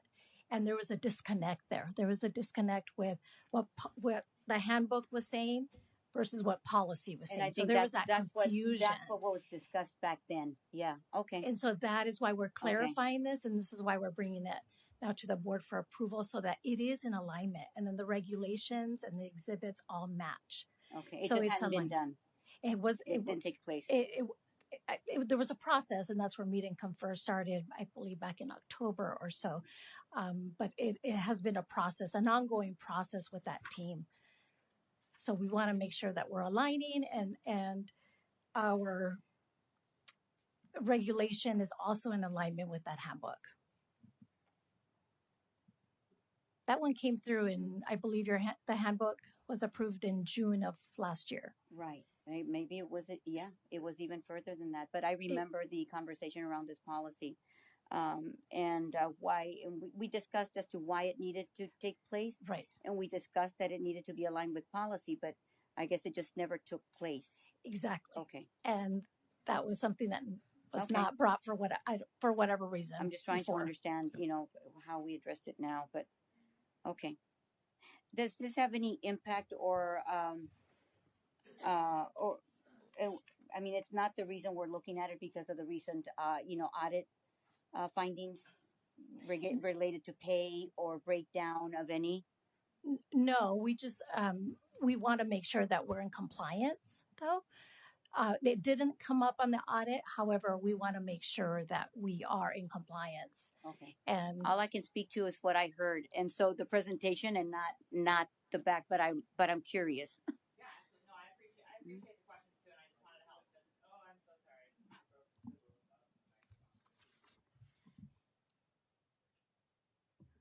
My turn. Okay. I just wanted to come up and offer any type of clarification because I know Mr. Watson is new. He wasn't here for the entirety of the process either, and neither has Dr. Grijalva. So that's why I thought I would come up.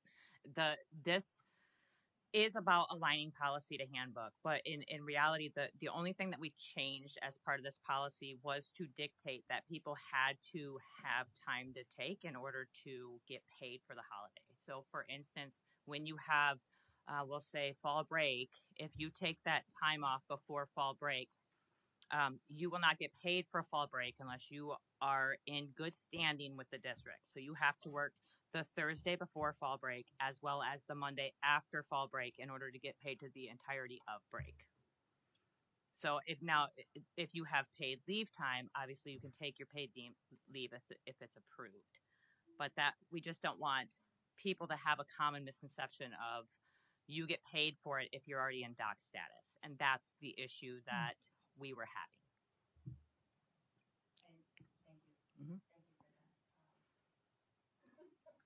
Thanks, Jesse. You have the history, we have that. What I'm thinking about, in all honesty, is the impact, financial impact, if there's any to be had in changing this policy. Only because just moving forward, there's always the reliance on the decline in enrollment. I thought I had it. Oh, we'll be saving money because we were paying people for their vacation, right? That the 8 days, whatever that may be. So we will be with this policy. We will be saving that money. Okay. Yeah, it's yeah. Okay, I'll leave it at that. But thank you, thank you. And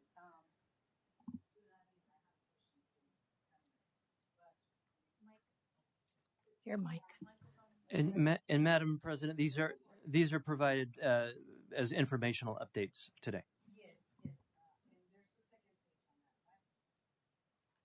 Yes.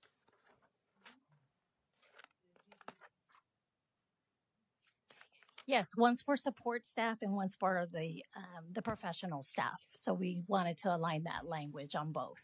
So we needed to do the same change on the support staff, which is GDD. And you'll see that on that second page.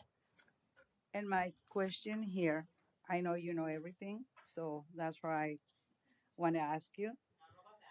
After the spring break, fall break, all these holidays, and teaching our kids for 4 days a week, how many days of teaching do we provide to our students? Are you asking for the entirety of the year or after break? No, for the entire year. After spring break, winter break, spring break, fall break, and all these holidays. With the 4-day schedule, I think it's approximate 143 days of instructional days. 145. 145. Okay. And the holidays included, everything included. Yes, for August to May, 145. Okay. Well, thank you very much. That was my question. Thank you.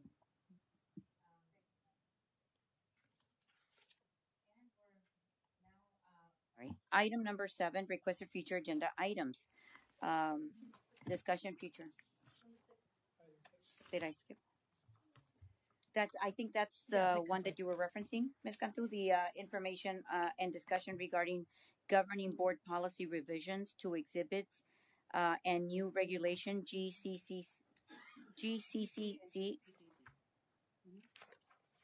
EA, GCCCEB, GCCEC, and GCCR. They're different. Professional support staff leaves of absence without pay. Mr. Watson, Ms. Grijalva, maybe Jesse. Shall we? They're the updates. Madam President, if I may, Jesse, you want to help us out on this one? You have the historical knowledge more than.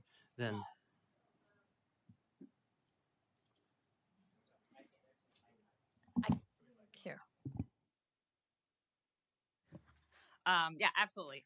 Thank you. I appreciate being able to come up and talk. These were things that we've spoken about in Meet and Confer. The purpose of this one was defining the difference between FMLA, a leave of absence, because they were easily confused by the language in the handbook. And we wanted to make sure that we were correctly identifying what people would qualify for, because FMLA, you have to have a certain amount of hours that you worked. You have to be an employee for over a year. However, a leave of absence, it's approved by superintendent or designee. And the exhibit, can I just add something with the exhibits that are provided are the new form. So that is why you will see GCC EC is the form, is the actual form. So in order to be consistent with the numeration, we had to get rid of GCCEB. That's why you'll see it. Forms that you fill out. Yes. For each, okay. They're the exhibits.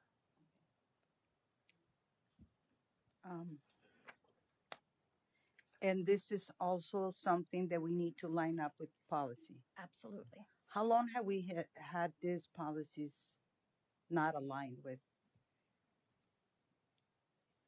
I'm sorry. I'm you not don't sure have that information. the timeline, and maybe Jesse can provide the timeline, but there was a discrepancy, and I'm going to say at least a year, this last year for sure. So I don't know if I would say that it hasn't been aligned per se. I would say that it was easily confused because it wasn't defined directly in language, whereas FMLA is a medical leave of absence can be other things as well. So I think because they weren't, and this is just my speculation, because I mean, I don't get into personnel issues, obviously, but things were being approved that necessarily would not have qualified for FMLA. They should have been a leave of absence. So part of that whole thing of cleaning things up and making sure it is all aligned, those are things that were brought back to meet and confer and said, okay, we need to change this. We've always had documentation for FMLA. However, we streamline it so it's a lot easier. And that's it, like it's a link, you go in, you can fill it out. It's much, we're trying to make those processes more simplistic, if that makes sense. Right. I didn't. Yeah. Oh, okay. Now I see. Okay. I didn't understand. I said just push the button, but sorry, Ms. Cantu. I remember the glitch that it caused when we came together and presented the manual. And there were employees that should have qualified for something and did not, so we had to revamp it. I remember the conversation, but that was ongoing because it's when we created the manual that we created it in a way we didn't have it complete. We didn't have it complete, and I remember this being one of the problems. When trying to remember, so we said June, but honestly, August. I'm sorry, with August. August. And we were having issues with the handbook. Or was it just the beginning of August? Or am I talking about maybe a different handbook that we were working on? The negotiated agreement has had certain issues for a while. I think the biggest thing that was, because what that is, it's accumulation. Our professional agreement is accumulation of everything that we have bargained since 1969 when we were first established. Okay, let me not lie. It started in 1970, to be exact. But it has all of those negotiated agreements all the way through. The reality is as administration changes, some of those things are not carried through. So what we did was last year, actually, Dr. Etheridge and I and a couple other people had a handbook committee to ensure that it was aligned. Because the biggest thing, what we found, what was really the red flag, was when we went from a 5-day to a 4-day. Because there were practices that were not in place anymore. And just, I mean, there was committees that the district hasn't done in over a decade. So we wanted to make sure we were cleaning that up. What we realized then was that there were things in the handbook, in the negotiated agreement, that did not align to policy. So we have now been doing that. But of course, those are all things that would go through meet and confer. So it's still, I guess, this continuation, and it's always going to continue. So when we were up here, our role is to really develop policy that's going to help us, work, teach our children, right? But whenever there's a ripple, there's a ripple effect. When this needs to be changed because I want to change, and I change it. And I'm not really thinking through the impacts of how it's going to translate into the everyday. there's a lot there. I think that's part of the infrastructure. I think, Mr. Watson, moving Right. forward, because we've made a lot of changes over the last few years on policy, and not really minding the impact that it's going to have. So it doesn't really translate easily into the grander scheme, I guess, of our board policies to do our job. But thank you, because you reminded me of yet something else. And Madam President, governing board members, if I may, I just want to give a shout out to CEA. They have been very fair and reasonable in meet and confer. And I really do believe that they have the best interest of the district, of the kids, of their employees at heart. And so do we. And so the conversations have been really great, as they have obviously, give us some historical perspective on some of these things. And also we've been working with them. So it's been really terrific. So thank you for being up here. I appreciate that. No, thank you. I do want to add as well that one of those practices that we are changing is when we are going through meet and confer, we are actually changing board policy as well. So that's why a lot of these board policies are coming to you, and there's no shortage of them. We've got plenty more coming that we update as we negotiate language. We put it directly into policy or change the policy as well. So that way you are, as a board, are able to uphold your position as making sure policy is being followed in our district. Right. Thank you. I mean, I always trust. You know what you're talking about when it comes to this. I read board policy definitely. for fun. I'm going to be honest with you. There you go. Well, thank you for always being there, because you've been very helpful throughout. Yes. We're going to continue as we move forward, needing that as we change. But thank you. Absolutely. Thank you. Going on to the other. Okay, so are we okay with covering 5 and 6?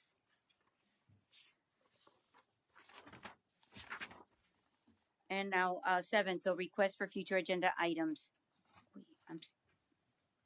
I had one question. I was wondering if we would be able to dismiss anyone who this meeting is taking quite a bit of time. I know that a lot of people have somewhere to be tomorrow. If any principals would like to be dismissed and take a little bit of time, we're just going to be asking for future agenda items, and then we'll be wrapping up just for you guys if you would like any extra time. So thank you. Thank you for your suggestion, Board Member Romero. However, this is board policy that we're that we're talking about, but we are at the end. So unless there's going to be I think we've got a list going. We've added to it. I think our Christine, we've captured everything, and I look at you only for confirmation that we've got that list, ongoing list, moving forward. We're at the end, so we do have the next regular governing board meeting will be held on Wednesday, April 9th, 2025 at 6 p.m. at the Cartwright School District Boardroom. Request for future agenda items yet? I just mentioned it. Okay, so yes, I do have a request. Okay, so then we stay. Go on, let's go. Yeah, and I appreciate, Jenny, what you said, because tomorrow they do have to work. So thank you for that. And so do I. So request for future agenda items, Madam President, yes. In order to be transparent and executive session regarding the status of the legality of the contracts for the current interim superintendent. And 2, in order to be transparent, an executive session regarding the status update of any and all investigations into the chief financial officer. And my third request would be, in order to once again be transparent, a presentation on the workflow, both purchasing and HR payroll, in order to visualize the workflow and to see who's in charge of each step and what each step entails.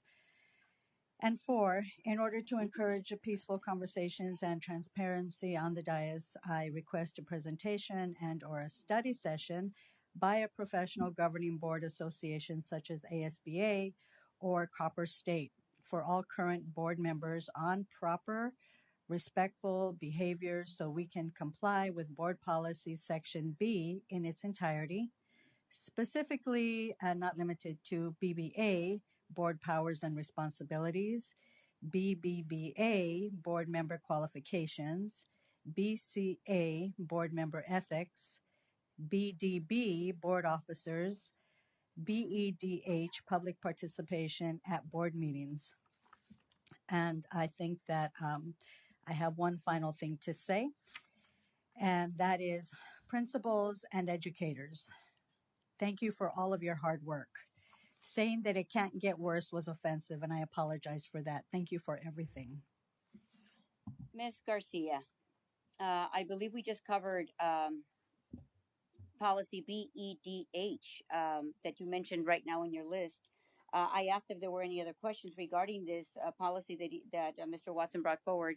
There wasn't any discussion or questions, but we just covered it at today's meeting. But thank you for your input, and I'd like to move on to the announcements of future meeting dates and other routine information concerning the governing board. The next regular governing board meeting will be held on Wednesday, April 9th, 2025 at 6 p.m. at the Cartwright School District Boardroom. I move that we adjourn. Do I have a second? Madam President, Thank may you. I say, may I speak Thank you. to? It's been first Madam and President, seconded. I do have something to say, please. It's been, Before we you'll get it adjourn, to explain your, it's been first and seconded. We What- have a motion. Madam President, I am moving do on have with one question. a vote. Madam Ms. President, Cantu, how I do do you have one vote? question. I do have a Thank you. question. Madam President, Ms. Romero, Madam how do you President? vote on the Go adjournment? ahead. No, go ahead.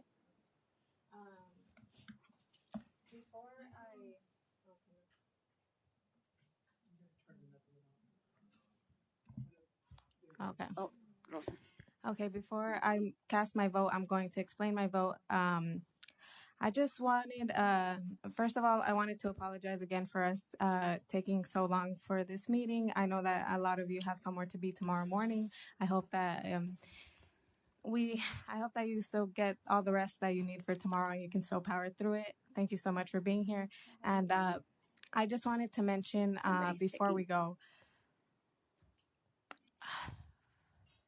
I would like to inform you all of the bill that Lydia Hernandez, the board president, attempted to pass. It is Okay, HB you know what? That is just your out of 288-3. order. This bill Point talks of about order. board training for Point governing board of members. That's order. completely okay. We are voting But what on is the not, adjournment what of is the not meeting. okay is the section Mrs. where that would Hernandez, how absolve do you her vote? and her daughter of breaking How do you vote? state statutes Thank you. and our own regulations. Are So you thank voting you very or much. not voting? How disrespectful. You really need to attend your Copper State training that you've been going to. Thank you for that. How do you vote? Are you willing to vote? I will You don't have abstain. to. Thank you for the abstention. Ms. Garcia, how do you vote?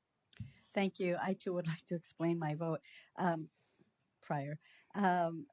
Ms.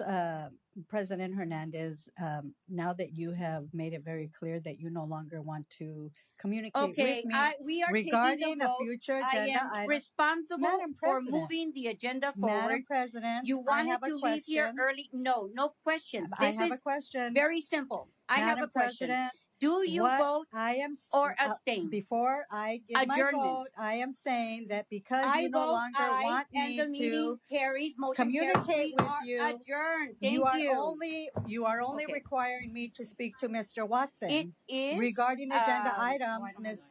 President 9:29. Hernandez. Thank you. Ms.